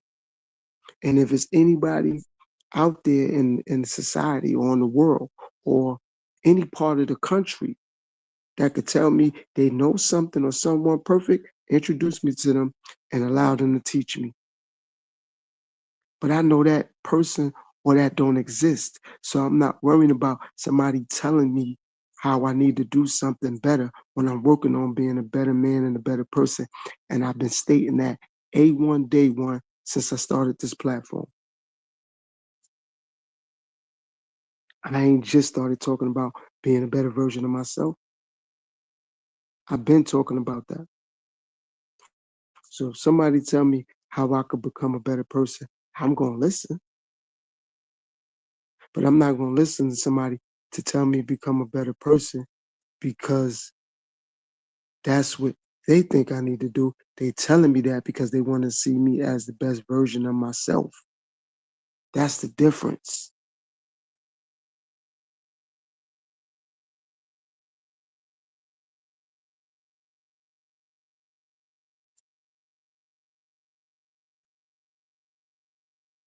Now, when that happens, now we getting somewhere, because that's all I want to see people are, be the best version of them, not the version that I want to see them be. No, the best version for themselves. So their confidence is high. So their awareness is high. So their self-respect is high. So their self-esteem is high. So when they do things, they do it with their head up high, and they proud of their growth. They're proud of their maturation. They're proud of their progress and their process. And no matter what other people say, it don't matter no more. And they're gonna understand no matter how they're doing, good, bad, foolish, intelligent, smart, dumb, people gonna always talk. But see, it's a difference when they talking, when you become the best version of yourself. Because I broke that down already.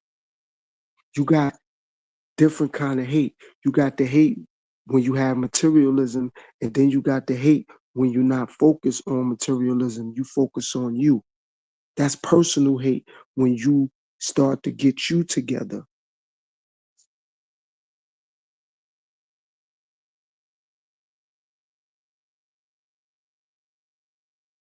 Like, you know what I'm saying? Like when you start to get you together, that's not the same as having things together. I'm gonna explain that. When you get a car and you start to fix your car up, that's a thing. People gonna obviously hate, oh, you acting funny because you got a new car, or you acting funny because you got a house, or you acting funny because you got new shoes or new clothes. But when you start to get you together, oh, they're gonna always show you how they hate you. Because they're gonna be like, oh, you lost weight. You ain't all that. Oh, you going natural with your hair. You don't look better than me.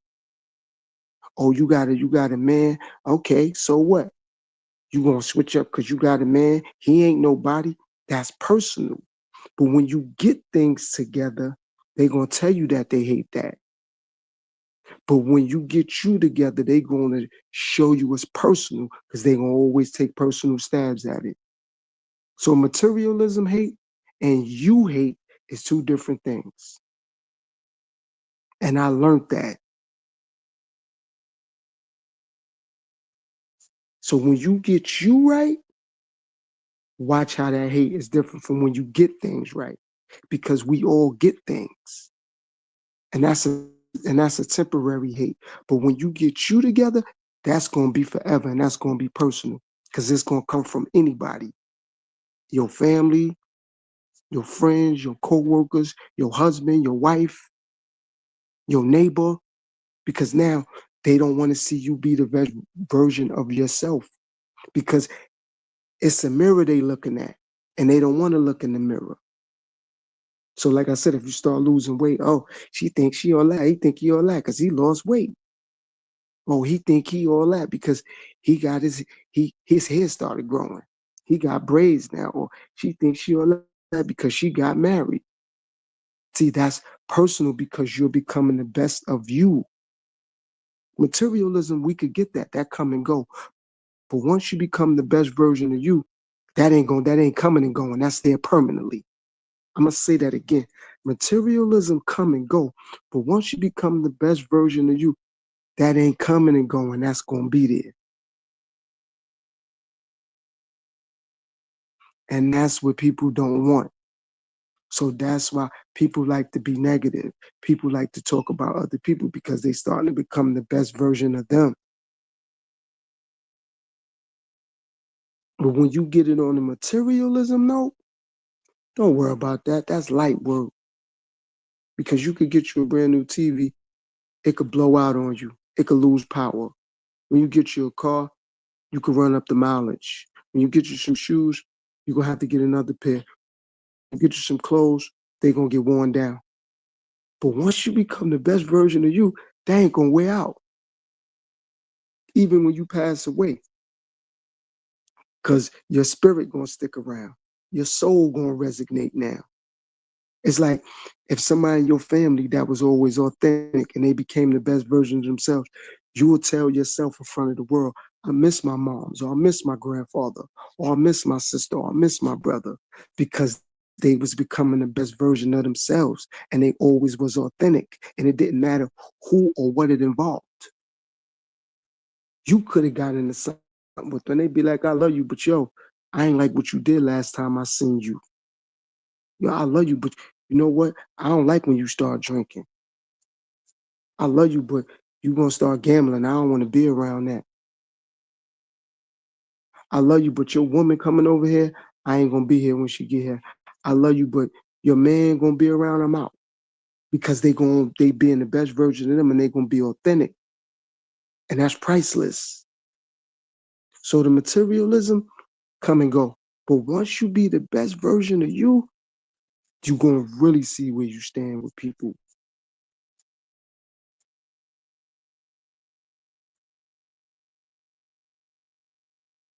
So that's what's going on when you start telling people no, because you start to tell yourself yes, because you're going to be the best you. And now they got to look at themselves because they know they always was the worst of who they are anyway. But they needed you to stick around so they ain't got to look in that mirror. But once you leave or you start to become the best version of you, it's a mirror that you become. It was a lot of people that I used to be around or grew up with or used to hang out with. And now, me becoming the better and the best version of me, when they look in the mirror, they don't like what they see. So they project that off on me. Oh, word, you be wearing shoes and all that now. You be wearing slacks now. You be wearing suits. Wow. Why you want it like that? Like, I'm a grown man. I'm a grandfather. Like, what I'm supposed to still be wearing jeans and sneakers? I did that for 15, 20 years. Now I'm going to do this if God bless me with another 15, 20 years. Instead of saying something that be combative and now we arguing because that's what they want. They want me to stoop back down to not being the best version of me. But like, yo, why you worrying about how I'm dressing? I'm going to give them something to think about.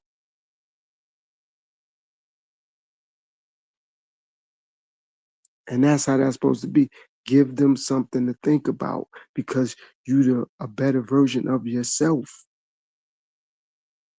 And you're not becoming a better version of you to belittle other people. You're just doing it because you don't see yourself as a little person any longer. I'm going to say that again.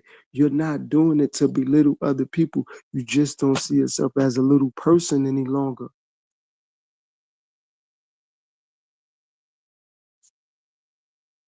So when you start to move like that, people be so upset because they can't move with you because your energy shifted. It's like listening to music. You go from listening to certain music, then you just start listening to like classical music when nobody's saying nothing, just the music playing. Nobody's talking or saying nothing on the music. It's just music playing. That's a whole different vibe. That's a whole different movement. That's a whole different frequency. So you listening to a symphony orchestra being played, and they just listening to yelling and screaming.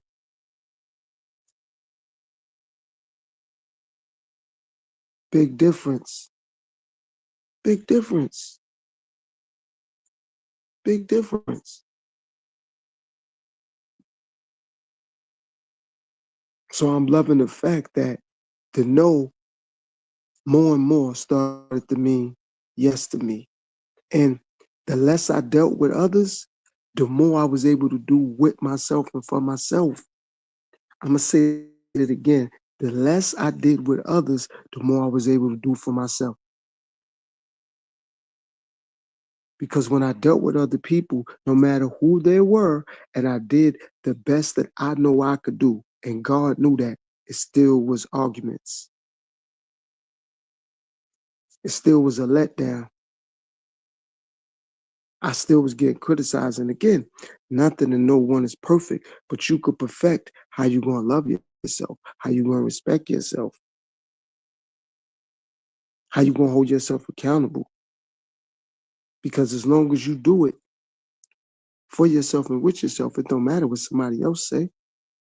When people start to tell you it don't matter, I don't love you or I don't respect you, you could just be like, no problem, I respect myself. No problem, I love myself.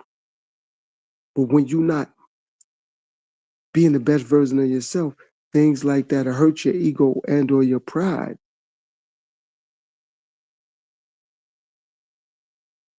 When you become the best version of yourself, it's like, okay, you said that, no problem. It's like once I started becoming the best version of me, people would say things. I would say things back like, you think I'm weak enough that that's an insult to me?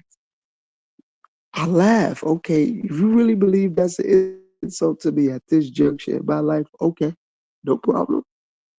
I appreciate it.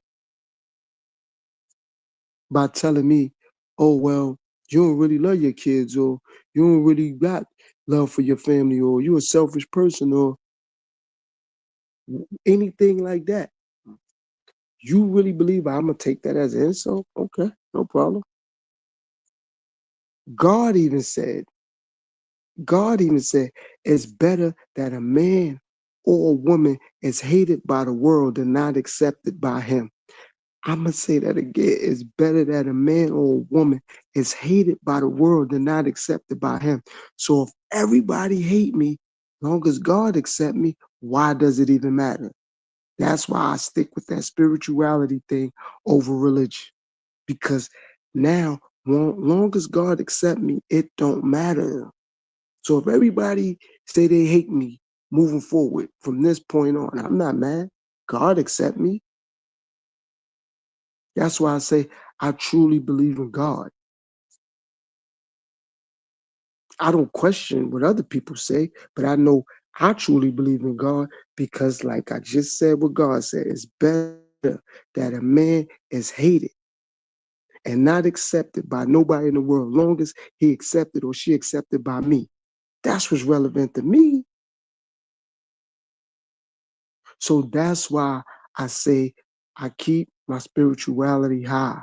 Because as long as I believe in God, it don't matter who hates me. God don't. And God won't, because I love myself, because I respect myself, because I appreciate myself. Nothing promised to me but my relationship with God. That's the only thing promised to me is my relationship with God. Nothing else, though. Ain't nothing else promised to me but my relationship with God. So how am I going to let how my moms or my family or my kids or the banks or the government or anybody else see me? Like, that don't matter. That don't hold no weight. don't hold no validity. It's called guilt. It's called selfishness. That's how they want to operate. Go ahead. I'm not going to operate like that, though.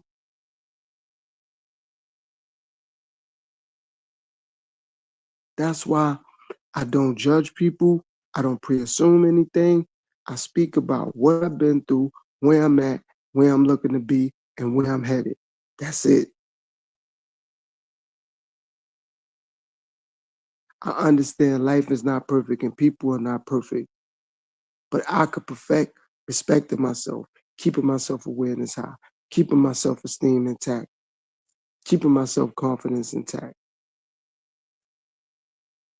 Pay attention to knowing I can control what I say and what I do. I can't control what other people say and do. So if people say they hate me, I'm not mad at that. I just pray for them that when somebody tell them that, they don't take it personally and reflect on the fact that they told it to somebody else. So now, if they say it to me or should it be said to me, I ain't gonna even say if, should it be said to me, now it's said back to them.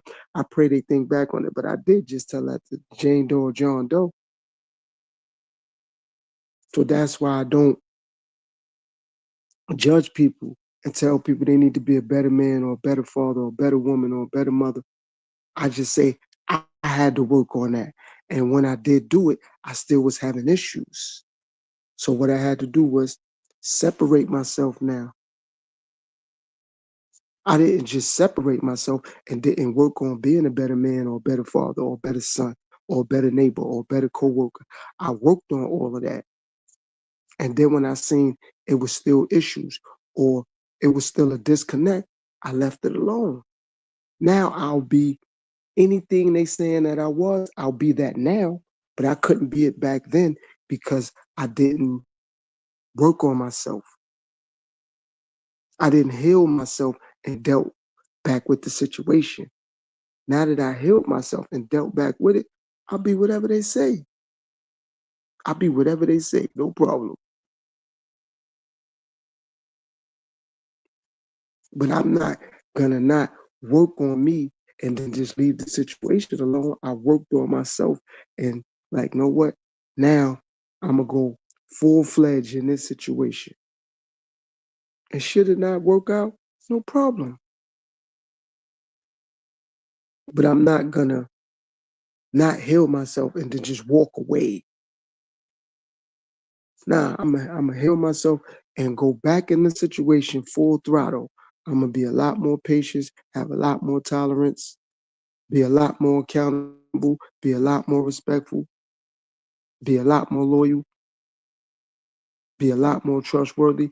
After that, shit did not work. I put everything that God put in me, I put into the situation in regards to that relationship. And it don't matter who it was with or what that relationship was about. Because when God lifted me up, he didn't push nobody down. I'm going to say that again. When God lifted me up, he didn't push nobody down. So why should I have to push somebody down to get up? So that's how come I'm so focused like that. And it don't matter to me because I'm going to make it from the bottom of the ocean to the top of the mountain. And not to say that I'm up there to look down on people, because I have to go from the bottom of the ocean to get to the top of the mountain so I could see myself.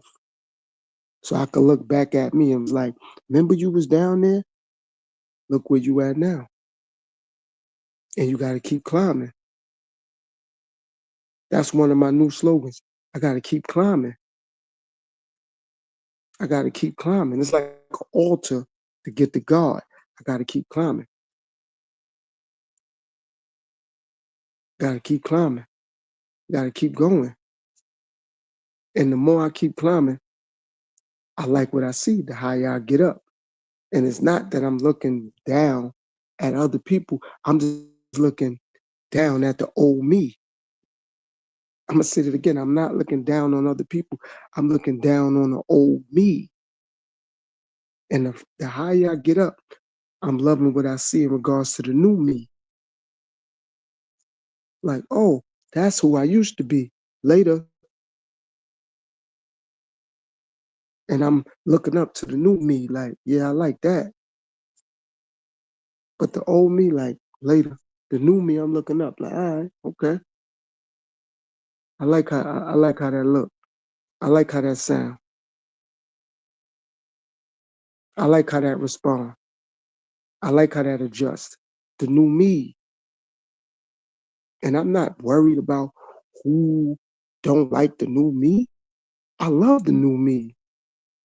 And I pray that they become the best version of themselves so they can see a new them. The same way they want to look at their feet when they got on new sneakers or new shoes or new boots or new sandals. It's like they're going to look at that new car or the new rims or the new chain or the new ring or a new phone. I want to look at a new me. Because, like I said, all those things come and go. But once you become the best version of yourself, that's permanent. That's permanent. But people don't like to say no to other things and other people, so they get stuck. And that getting stuck creates mental health, anxiety, unnecessary pressure, depression. If they drink, they start drinking more. If they smoke, they start smoking more. If they eat, they start eating more. If they got spending habits, they start spending recklessly. If they got verbal communication skill issues, they're going to curse more. They're going to curse people out more. If they got attitude problems, it's going to get worse. Because, but for how long you're going to be able to contain it and hold it in? But when you become that new you and the best version of yourself, you're going to always be able to smile. You're going to always be able to tell somebody, have a good day. God bless you. Stay blessed. And when they do say something to try to alter your mood or your mode, God is so great, they ain't going to feel right when they do it. So if they try to say something to get you to react the way they want, when they do it, they ain't going to feel right afterwards. See, I'm learning that. And not no person taught me that. God is teaching me that. Like, they said that, this, that, they not gonna go right because God's gonna be on their mind and in their subconscious all day.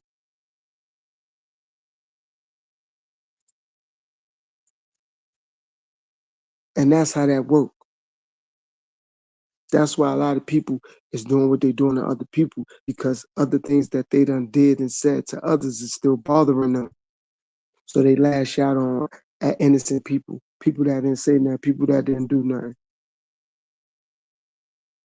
It's bothering them. They can't let it go. It's like, well, that person was innocent. Why would they hurt and harm that person? Because whatever they already said and did to someone else, God got it on their mental. Their psychological process can't digest it.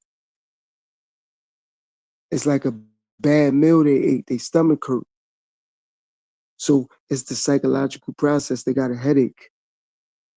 And that headache is stress. That headache is mental health.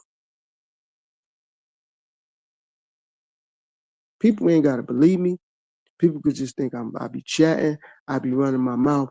All I know is when you listen to learn or learn to listen and you do your own homework and research, it'll start to pay off. It'll start to pay off because I've done it with myself. And I'm thankful for those now who do reach out to me or do ask me for suggestions or ask me for advice. They starting to see a difference in their life. So shout out to those people that don't say nothing in my chat or don't say nothing in my comments under my videos that have taken me up on my emails. I appreciate that. The day I came back to me and said, yo, remember you gave me that advice or I came to you for this, that, that. You told me that. I'm like, yeah, yo, that worked out for me. And you right. What you told me, I wasn't upset with nobody. It didn't make me yell, scream, get out of character, nothing like that. But I was able to elevate. And you're right. As I was elevating, they was detonating. They was starting to self-destruct. Of course. And they not self-destructive because that's what the other person wanted them to do, is because they was able to get away and look back at the situation. And it's like, well, damn, I got away from it. Now they self-destructing. And it's not, again, they self-destructed because that's what the other person wanted. They was able to look back at the situation and see it. See, but when you always caught up in something, you can't see it because you directly involved with it. Once you get away from it,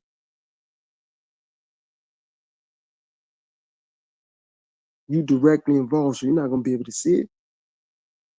You don't see how much you doing with somebody else because you always around them doing it. But once you step away from it and them, you get to see it.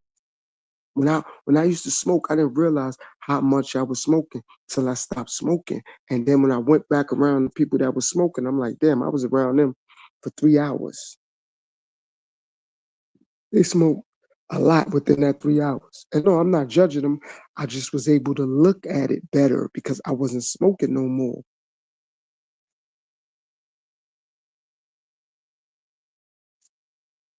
Like, damn, I used to smoke that much? That's what I'm saying. Not, like I said, not judging them. No. But I was able to look at it like, I didn't even know I was smoking that much. Wow. I was taking my lungs through all that. I was spending that much money. Like, wow, I could have put that money into this. Wow, I took my body through all that. Wow, I wasn't making wise decisions because now I'm not in it no more. I got an opportunity to step away from it. It's like, damn, I was in a relationship with this person for this long. Oh man, I don't know what I was thinking. And it's not a knock on that person, it's a knock on me because I wasn't paying attention to my own decision making. And when you start to do that, you're becoming a better version of yourself. And other people get upset because they don't want to take time to self reflect. They don't want to look in the mirror unless they say, my hair look nice. I know I look good. See, when I look in the mirror now, it's for self reflection. It's not for the way I look or to look at the way that I dress myself up. It's self reflection because I need that self reflection. So I appreciate it. But when you constantly in something or involved with something, you can't really get to see it through and through. You have to step away from it. You you don't know how much you eat until you get on a diet. You like, damn, once you get on the diet, you like, I didn't even know I was eating that much. But now that you start a fast or you get on a diet, you'll be like, yeah, I didn't even know I was eating all right.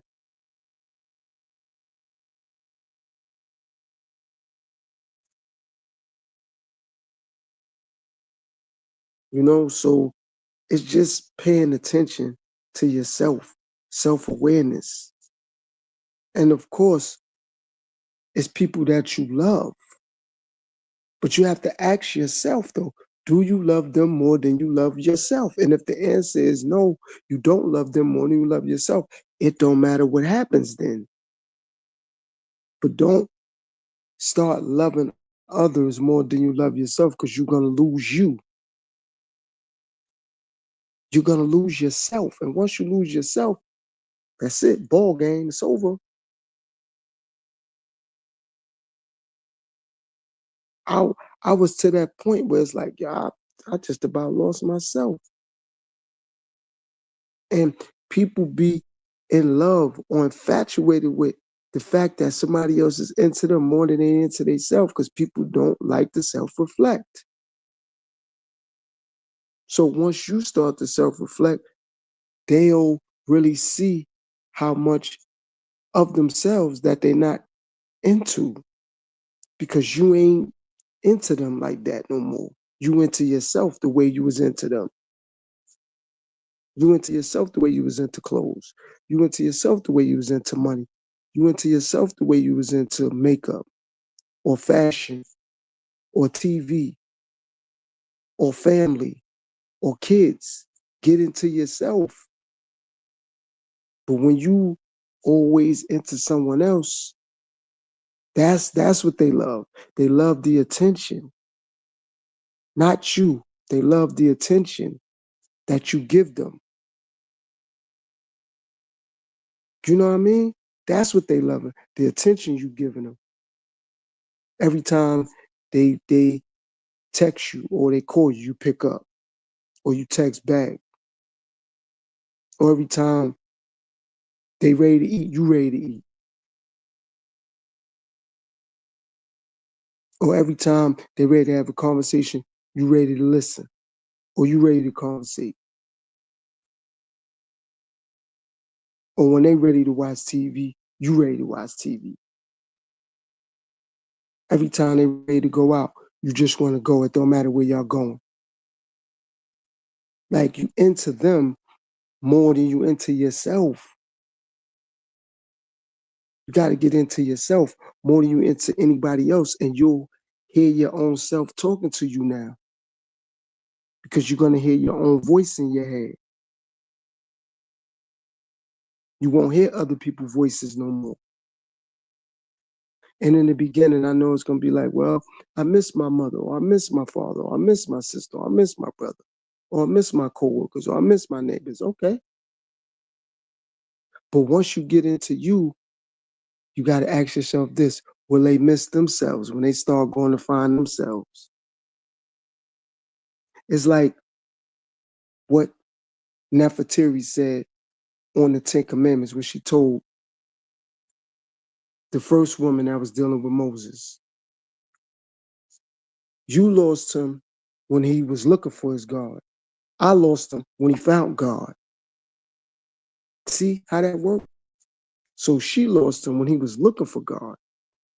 She lost him when he found God. So when I was looking for me, people lost me. But then when I found God, nobody could see me no more. So again, when I was looking for me, people lost me. But when I found God, nobody could see me no more. And that's what's going on. That's making moves. That's being about something. That's protecting yourself. That's protecting your mental health. That's protecting your mind state, your sanity, your strength. That's being strong. Because, like I said, what the title of the video says, saying no. Because people only remember when you say that. All the times you could say yeah, that one time you say no gonna mean more than all the times you say yes. So you could say yes to somebody 1,000 times, but that one time you say no, they're gonna always remember that one time you said no, or hold on, or I can't do that right now, or give me a minute.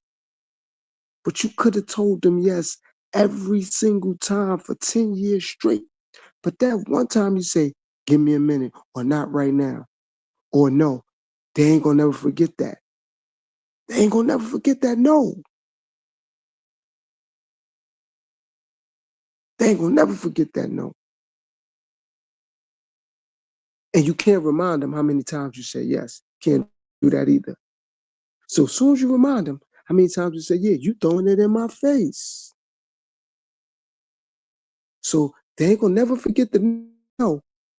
But when you remind them about how many times you say yes, you're throwing it in their face though.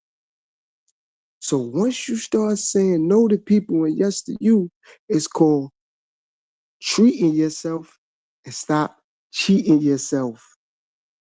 Because when you keep telling other people yeah, all you're going to do is defeat yourself. You're going to get mentally defeated. That's why mental health is out of control, because people are mentally, psychologically, and now even more with this, spiritually defeated. That's why people say they crashed out. They on demon time, because spiritually they can't even do it no more. It was at a point in time in my lifetime where people would just be like, Lord, and they'll just pray on it and they'll just forget about it. Can't even do that no more, because people were so spiritually and mentally drained, because what they doing? They telling everybody else yeah and telling themselves no. You have to tell yourself yes and tell other people no. It's going to work for you in the beginning. It will be frustrating. Yes, it will. But after a while, once you keep oil in that chain, it's going to work out. You could tell somebody yes every freaking day for 10 years straight. Soon as you say no, you're going to learn. You're going to learn. Soon as you do it. Nah, hold on. I can't do that right now. You got to wait. Soon as you do that, there you go. That's the problem. You could be like, yo, but I'm saying, I told you, yeah, that. It was a point in my life where everybody knew. Kids, family, people I had kids by, women I was dealing with, they know I didn't believe in holidays. But when holidays came, they still expected to do something or for me to go with them or places or spend money. And I did it. But see, that hurt me. I went against me. And what? They still end up not being unhappy or unsatisfied with something. And again, life ain't perfect, but I went against me though. Like, oh, I'm saying we went here, but they started shooting, or we went here. It's like, how they run out of this? We went here, but it started raining. We did this. And you ain't even have enough money. It's like, but yo, I don't believe in Christmas. I don't believe in Easter. I don't believe in the 4th of July. I don't believe in Labor Day. And that got overlooked because I wanted to concede to what they wanted. And coming into the situation, they knew I didn't believe in these holidays because I said something. I said, yo, saying, I don't believe in this. I don't celebrate that. Oh, no, you just trying to be stingy. No, you just avoiding this, that. No, I don't believe in holidays. I don't celebrate holidays. So now, if a kid come into play, it's like, I don't rock with Christmas, but you know what? I ain't going to deny my kid that. And now if I see you, even though I don't believe in it, I'm going to spend X amount of money. It's like that still became an argument. And it's like, why am I arguing about something that I don't advocate anyway? I don't even advocate this, but it's still an argument. So you know what I'm going to do? I'm going to start saying no and start saying yeah to me. And it don't matter if I'm looked at as not a real dude or not a real man or unfit father. I can't worry about that because like I said, God said it best. It's best that a man or a woman is hated by the world and not accepted by me. And so many people be kicking how much they believe in God. So what would you want? You want to be accepted by the world and not accepted by God. I choose to be accepted by God and hated by the world. I'll take that all the time. Till my casket dry with the dirt on top or till my ashes burn and I'm laying in the urn. I'll take that. I'll take it. I take it. So whoever's gonna come at me and talk crap to me or about me, not a problem. They just feeding into the prophecy that God said would happen. They can hate on me. God accept me. I'm not above God. And I know nobody's breathing is, even though people treat people as if they are celebrities and so on and so forth. But I'm not above that. I don't care where my platform go. So whoever wants to hate, thank you. It goes back to what God said. I'm accepted by God. And you can't hate on nothing. You can't do that either. It have to be something for you to hate on. How you gonna hate on nothing? So if you hating, again, it's two types of hate. It's the material hate and it's the self better hate. So when you become the best version of you, that's personal. The materialism hate, they're gonna tell you about that. Oh, you acting funny because you got a car. And remember, the materialism hate runs out. But when you become the best version of you, that's going to be personal because that don't run out. You're going to be the best version of you once you become that until you're not here any longer. And people ain't going to never let that go. They're going to always hold on to that. They're going to always hold on to that because now you the better version of yourself. They don't want that. They don't want to see that because they got to look at that every day. That car going, that car could break down.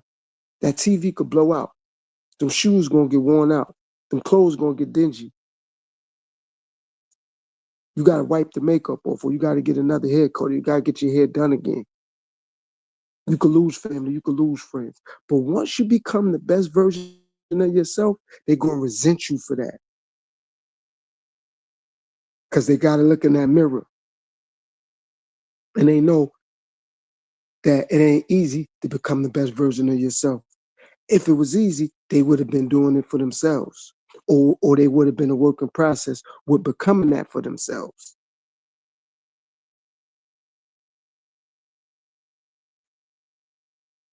So at the end of the day, you want to be hated by everybody and accepted by God, or accepted by everybody and not accepted by God. I ain't gonna say hated by God. I'd rather be hated by everybody and accepted by God. That's not an issue. I accept that all day. All day. All day. Because I'm not gonna let someone stop me from being the best version of me because I got a relationship with God. Not God having a relationship with me. No, no, no. I got a relationship with God. And that's another thing that I found out how to do better once I started saying no to people and yeah to me, how to get a relationship with God. Because God got a relationship with everybody, but everybody don't have a relationship with God. I'm going to say that again. God got a relationship with everybody. Everybody don't got a relationship with God. But see, that happens because people believe because their religion gets them closer to God.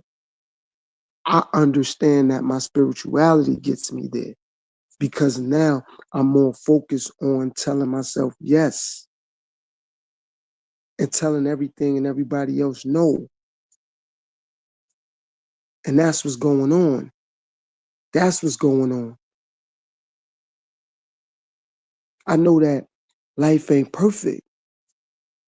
I understand that.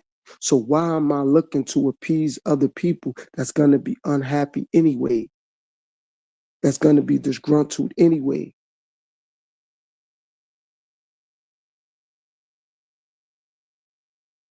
So what I'm going to do, I'm going to put my best foot forward to do what I got to do for me. Whoever don't like it, doesn't matter. Whoever going to criticize me, no problem. But I know I have a relationship with God. So whoever else I don't have a relationship with sounds like a personal problem to me. And when you deal with God, ain't nothing personal except for the relationship. That's it. Anything else, it don't matter.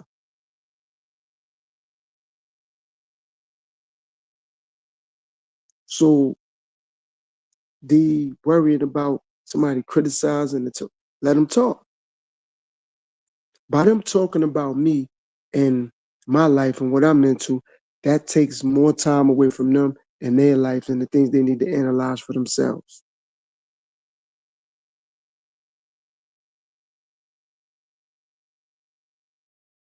See, to become someone, you got to be doing something. You can't become somebody if you're not doing nothing. See, I'm someone and I'm doing something. I know my purpose. I stand on that. And thanks to me telling people no, I know my purpose. Thanks to me saying yes to myself, I know my purpose.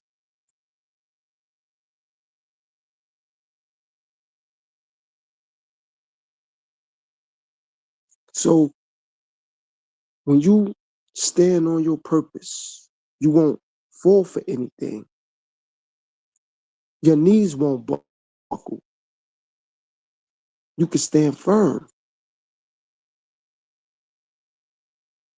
See, I did a lot of living, so I could do a lot of learning, and I could do a lot of teaching. Some people haven't been living. They just been alive. I've been doing a lot of living. They just been alive, just moving around for 25 years if they've been here that long. 35 years if they've been that long.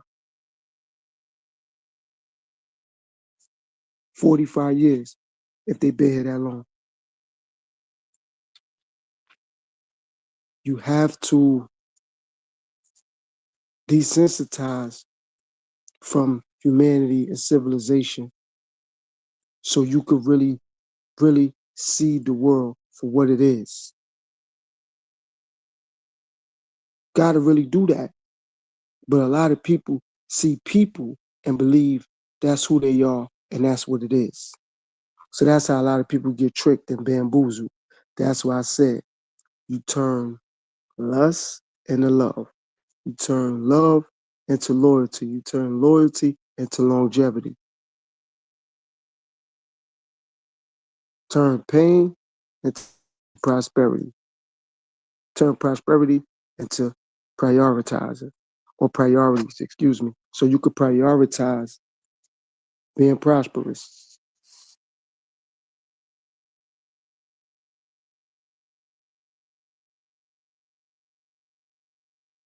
When you allow people to dictate to you how to operate and how to move, you get confused because now when you're on your own, you don't know which way to go.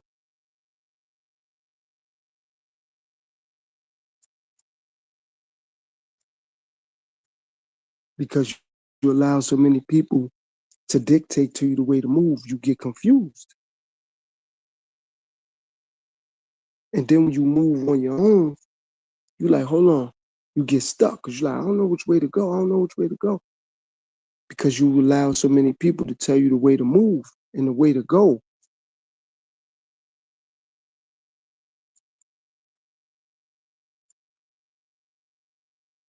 You got to know the way to go on your own.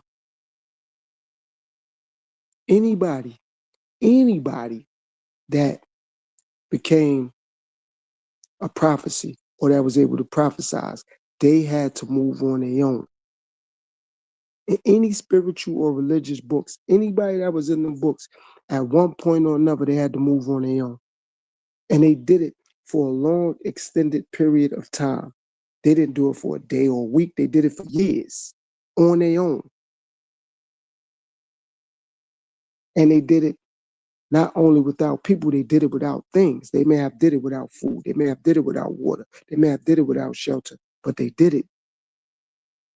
Any one of them spiritual or religious books that's in there, anybody that became a prophet, that became a prophet or was able to prophesize, they moved on their own for an extended period of time without people and without things.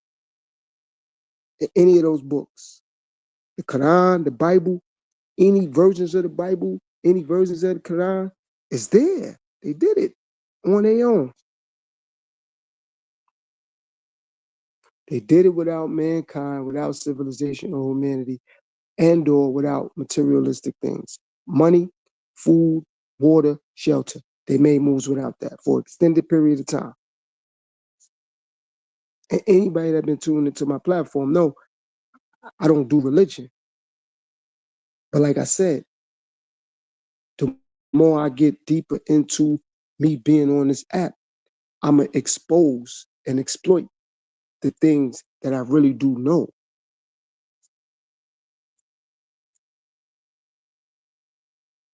Like I said, the things that I know, the experiences that will matter down the road and down the line.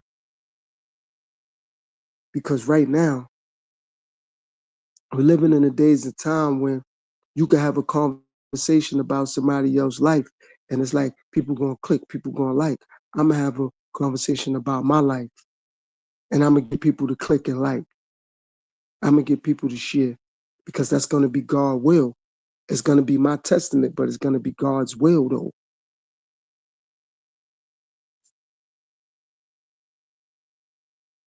And that's what we need in society more of.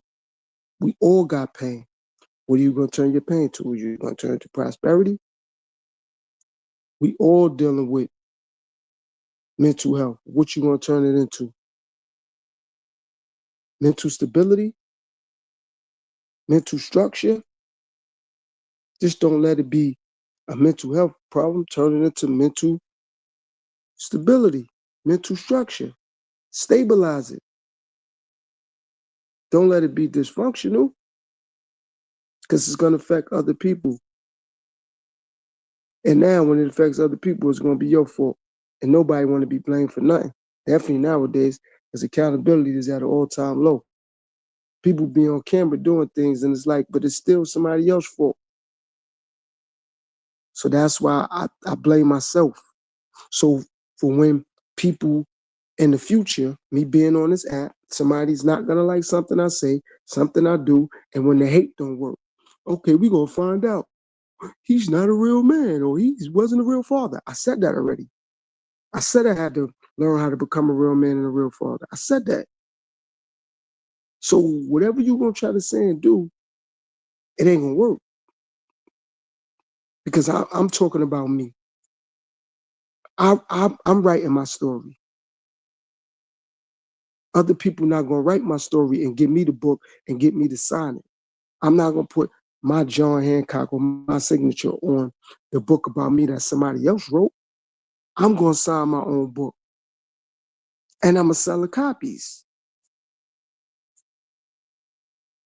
That's people issue. How you gonna let somebody else write a book about you, then bring it to you, and you sign off on it? You gotta write your book, and then you sign it, and then you sell copies of your book, because people gonna want to buy it. It's just you can't expect to sell a lot of copies, because a lot of people don't want to read. But for the people that want to read, oh, they're gonna enjoy it. A lot of people brought the Quran and or the Bible, and it's not literally something God said. It was prophecies through God. My book is going to be prophecies about my life. See, I get it. I get it. I understand it. Some people, though, they need other people for that book to be published. They need other people to edit the book with them, to help them type or to help them write. Why?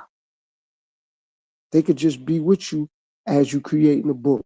And you could tell them, well, okay, this is the first chapter. This is the index. This is the heading. This is going to be the cover. And if nobody there, keep writing your book. Because like I said, anybody that was a prophecy or that was able to prophesize at one point or another, they had to do things without people involved and without things involved. Nobody got to believe me, and people could challenge me. However, it's there. It's there to be learned. That's why I say what my new slogan is: learn to listen or listen to learn. Because it was a time that certain things didn't exist, and some people can't remember back that far. I can remember back that far because God has given me the mental capacity for my mind to not be clouded no more. People's minds be clouded because they're dealing with so much other things that their mind won't travel that far no more, forward or backwards.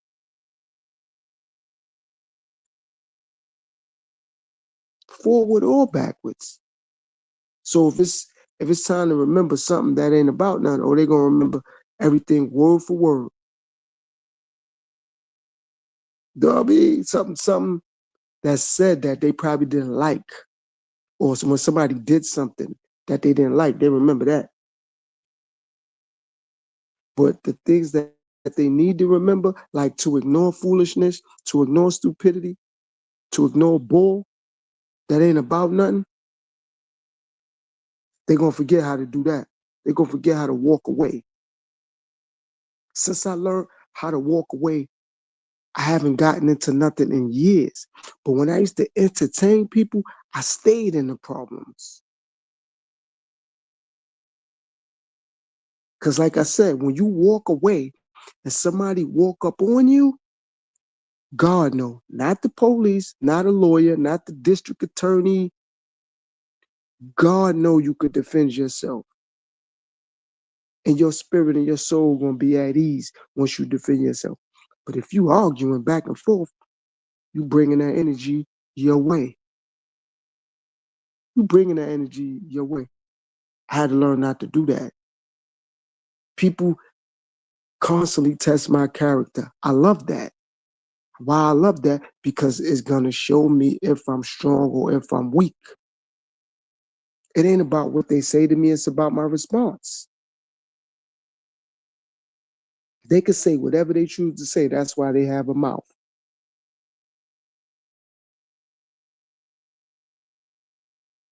I'm on here right now. Somebody could jump in my chat and say, shut the F up. I got 3 options. Say something back, block them, or just keep having my conversation. That's on me, my response, not what they said. That's how come people have problems. They don't know how to ignore things that they say is beneath them. I ain't got time to be arguing with nobody. I ain't got time to be going back and forth. Ain't nothing but drama. Why you feeding into it though? I don't be saying ain't nothing but drama, not like that, because I know not to feed into it. I know it's nothing but headaches. I'm not feeding into it. I ain't got to worry about popping no Tylenols or taking no aspirins or nothing, because if I got a headache, I gave it to myself by feeding into something that don't even apply to me. I've been places and people have said things. I'm like, damn, that escalated quick because somebody decided to say something. I'm shopping. I'm in Walmart, hypothetically speaking. Somebody can say, yo, anybody look at me, I'm going to smack their head off. And it's like somebody else said something. What? Who he talking to? Who's she talking about? Why you said something? They didn't touch you. They could say what they want to say. That's their mouth. They chose to say that. Let them say what they want. I'm in the car. Somebody driving slow in front of me. Somebody backing me honking the horn. I could pull over and let them pass me by, or I could honk my horn. I could flip them a bird. Now I'm in a situation. So if I pull over and let them go and let them pass me by, even if they flip a bird to me or whatever, I can't get mad at that. But any way I respond, I got to be ready to deal with those consequences and repercussions. That ain't their fault. That's my bad. I fed into it. That's what I get. And I wasn't saying that 15, 20 years ago. I'm saying that now. I fed into it. How I'm going to be a man of God, but I'm getting weak. And when God made men, he wasn't weak. See, that's the thing. When you become a person of God, you got to understand the power of God, not the power of man. Nah, the power of God. So that's why I say things on my platform constantly about religion and being religious. People say they people of God, but they do weak things that have nothing to do with God. And then when it don't go their way, they try to run back to God. I just run with God, so I don't have to run back. So if you just running with God, ain't nowhere to run back to. You're always with God. People say no, but I believe in God. So why you worrying about gossip, rumors, celebrities? That don't make sense. They gonna do what they gonna do regardless. But what are you gonna do? Like I said earlier, you gonna be in the herd and get ran over when the stampede come, or you gonna stand to the side knowing the stampede about to come and pray for those who can make it up out that stampede? Like what you gonna do? You know what I mean? People don't change, but life do. I had to learn that. People don't change, but life do. Life gonna change. Look, whoever was around 30 years ago, look how life was. But people still kind of the same, but life changed. Internet wasn't around 30 years ago. And if it was, it wasn't at the level that it's at today. So that's life changing, not people. See, people want to adjust to things. I'm adjusting to life because life gonna change. My heart rate ain't, my heart don't beat the same beat every time it beat. It beat at different at a different rate every time it beat. So I gotta adjust to that. It ain't adjusted to me. I gotta adjust to it. But people like to adjust to people. You have to learn how to say no to other things and other people so you can start saying yes to you. Doors are gonna open. Doors are gonna open. Doors are gonna open. You're gonna have conflict with people regardless, but if you say yes to you more, you'll have less conflicts with people because all you gotta do is worry about yourself. Like I said, I've been homeless.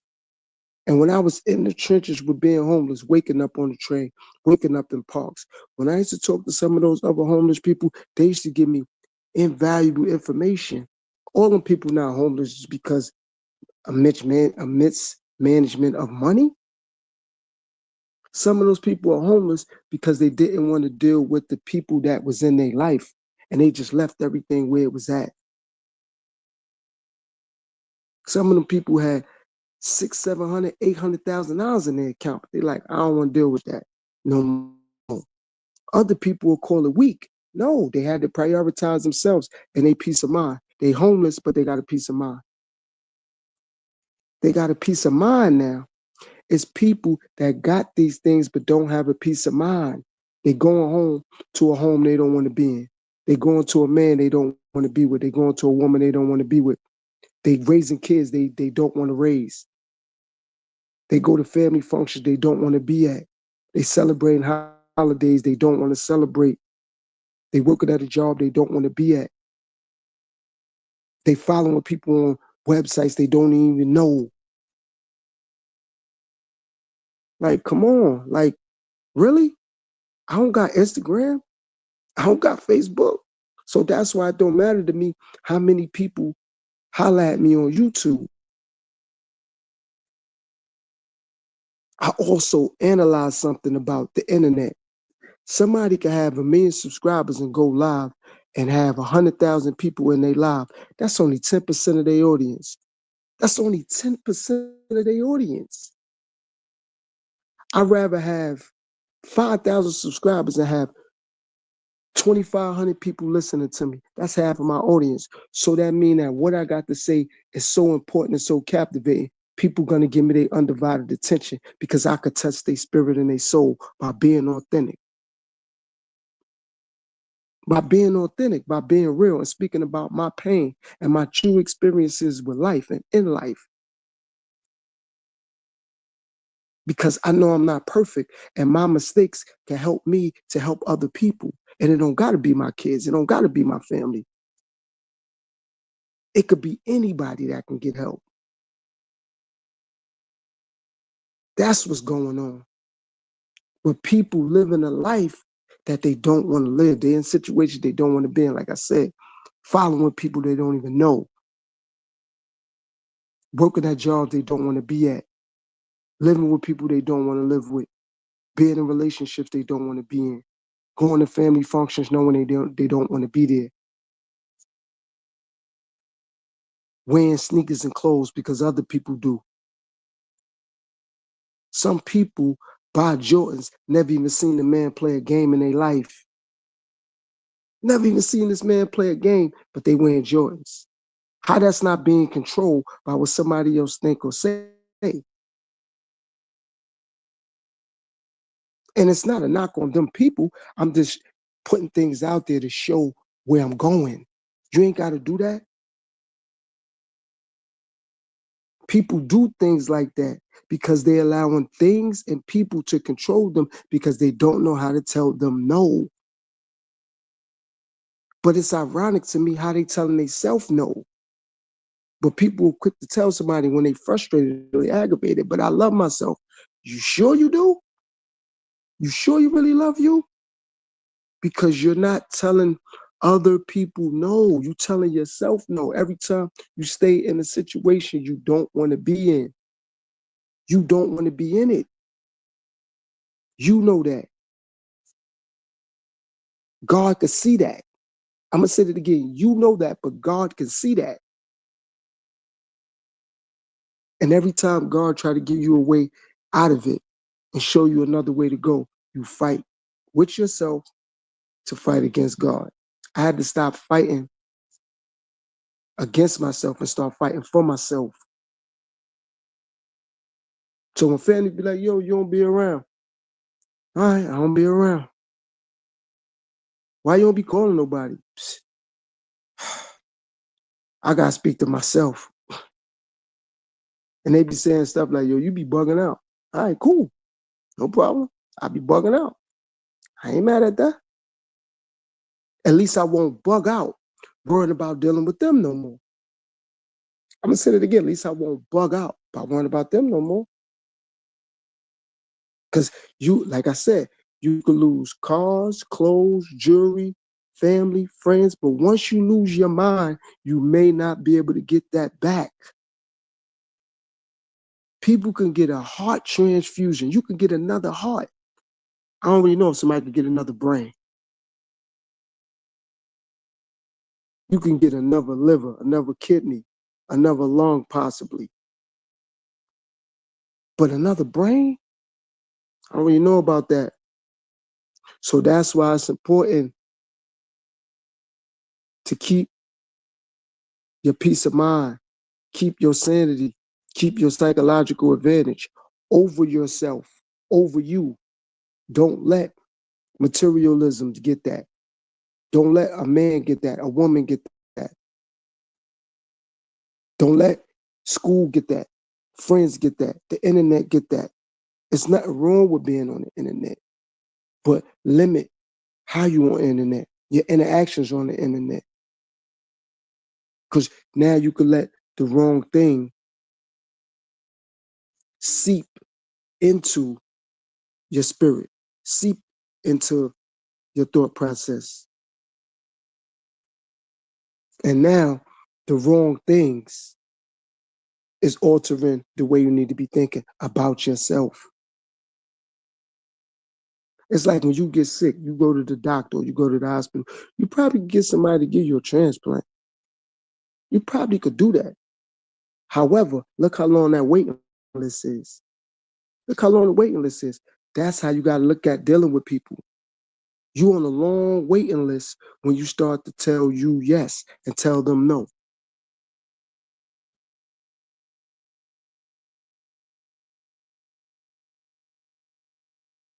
So what you gonna do? You gonna keep allowing people to control you by what they think and what they believe, or you gonna just control yourself?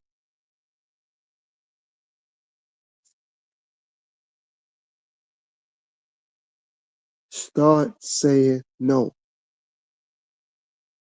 and just see. Just see by saying no. Just see. Start saying no. Just see what happens.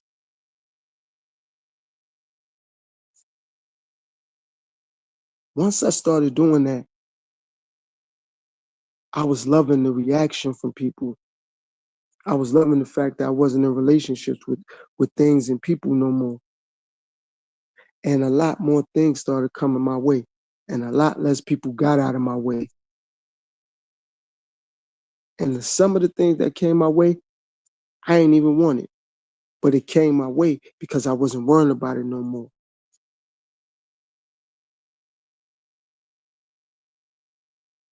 It took me a little minute to get to the subscriber count I got. But I appreciate how I got here because I got here being authentic. Anybody go back on my timeline, my storyline been consistent. That's what's relevant to me. The consistency is more relevant than my storyline. Some people worry about the storyline. I'm worried about the consistency because if you go back on the storyline and you see consistency, now you will accept my storyline because you'll be like, but Lisa's consistent because people understand the inconsistency of people.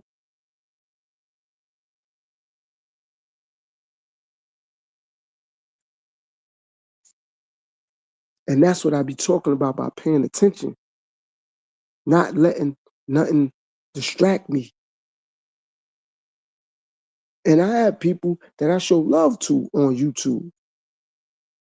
It's some people I keep up with, and it's some people I just support. See, I can separate that. The people that I keep up with, I appreciate what they do. I appreciate their content. And the people I just support, I'm supporting them so they can stay encouraged and motivated to do what they do. So they don't get inconsistent. Because it's like, damn, ain't nobody really watching my stuff. And they probably want to switch up because people do that. They'll look at someone else and say, well, they got X amount of subs. They got X amount of subscribers. They got X amount of views. Maybe if I do something similar to what they're doing, people will pay me attention.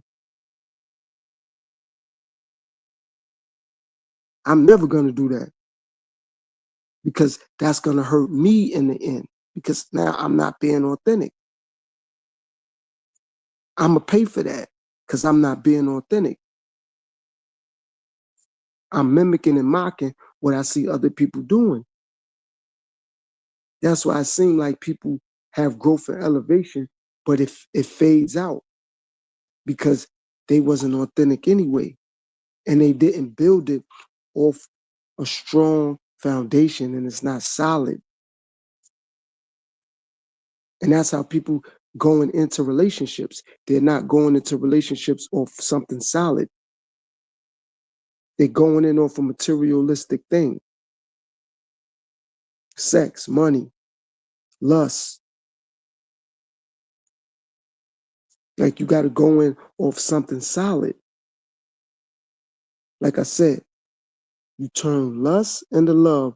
You turn love into loyalty. You turn loyalty into longevity. Once you get the longevity out of the situation, you'll be fine. Because you in it for the long haul. It don't matter what the other person gonna do. They got three options: stick around, leave, or show you their true colors. And all you gonna want is to stick around. Because once they show you their true colors, you ain't gonna want to deal with that. So it gotta be longevity. It gotta be that.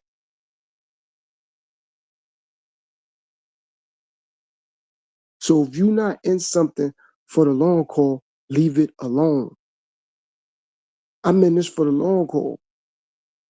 I was on this thing for now almost 3 hours. When I first got started, I had like two people. From what it said I'm up to like 6 or 7.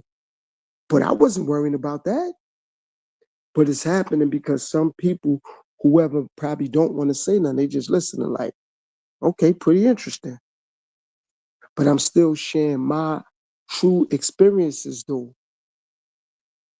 I'm not going to speak about someone else's life and want to intrigue other people because now that's, from my perspective, that's a part of deception. Because if I can do it about somebody else, how the people that's listening know if I know anything about them, I won't do it about them. Their antennas have the right to be up because it's like, hold on, that's intriguing, but how if he found out information about me, he might not say nothing about me. That's what I mean. When you get into yourself, you could say things and somebody else hearing it is going to resonate. Not it sound good and they want to just listen to see where you're going. No, it resonate like, yeah, no, that, yeah, that you could connect that.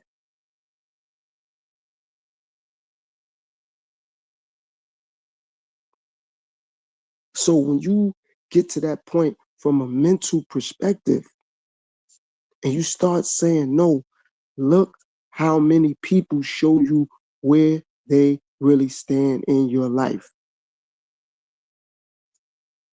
Once I started saying no, I seen how many people was there when I really needed them. That's how I got homeless. That's how I got to that point. And in the beginning, I was frustrated.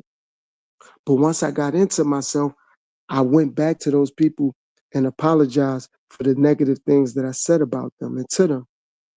And they like, no, you was in a rough patch in your life. I'm like, no, but I apologize because I was selfish though. I said them things because I was psychologically frustrated, and I wasn't focused on me. I was focused on others and what they should have been doing for me or with me. Now I got to get focused on what I could do for me and with myself. So nobody owes me anything. If somebody want to do it, I want them to be willing to do it. So when they do it, it feels good for them to do it with me or for me. Not doing it to shut me up, or not doing it because they feel like they owe me, or not doing it because they will want me to do it. No, it feels good for them to do this for me or with me. They're like, nah, it feels good that I'm doing this with you, or it feels good that I'm doing this for you. If it ain't like that, I don't want nobody doing anything with me or for me ever again in my life. Ever. Nobody. Because that's authentic. That's why when people do come to my platform, I thank them constantly. I tell them, thank you for your time. Thank you for your energy. Thank you for your effort. I appreciate that. And for the people that's consistent, I give them a different message. I say, yo, thanks for your energy. It's unmatched.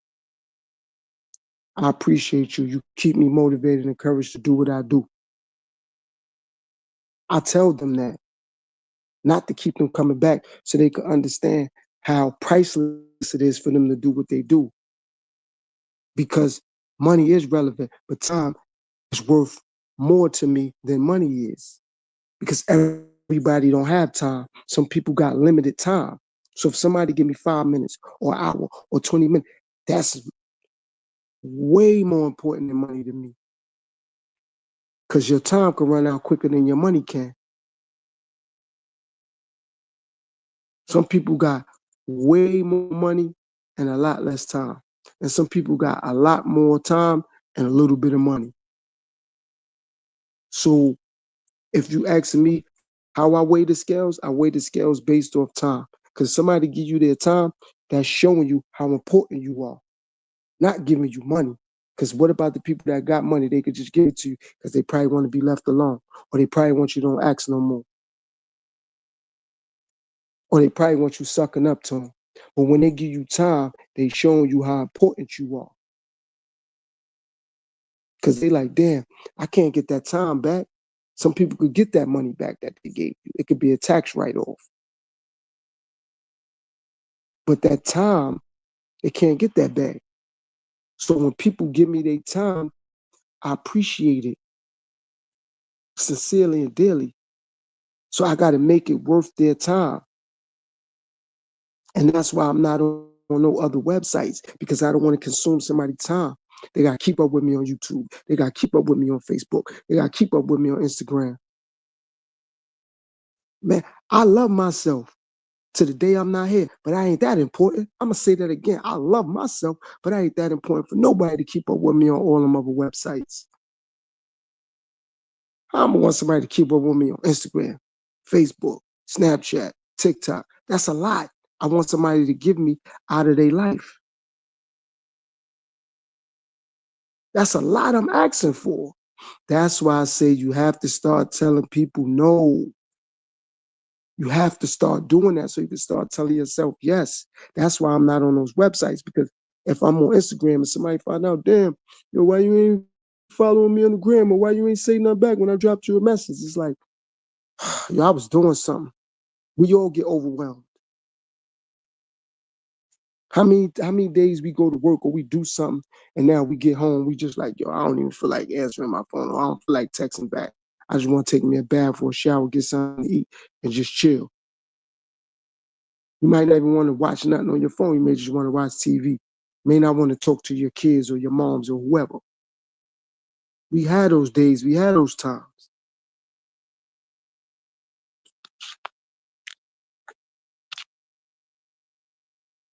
Look, I'm gonna say this, man. Let me give love to everybody that hollered. Carla, I appreciate you, sis. Lions Pride, thank you. Oh, my friend tapped in. Uh,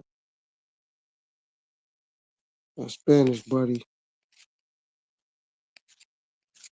Yeah, so Carla, Lions Pride, my Spanish buddy. And everybody that was in the bushes, I appreciate you guys. Thanks. And whoever was in the bushes, man, if you don't mind, subscribe. Whoever out there, if you care, share. You know, I appreciate everybody's time, effort, and energy. And again, learn how to say no so you can start saying yes to yourself. Peace and power, everybody. Assalamu alaikum. Shalom. Keep God first. Keep your head up. Stay focused. Stay healthy. Till next time.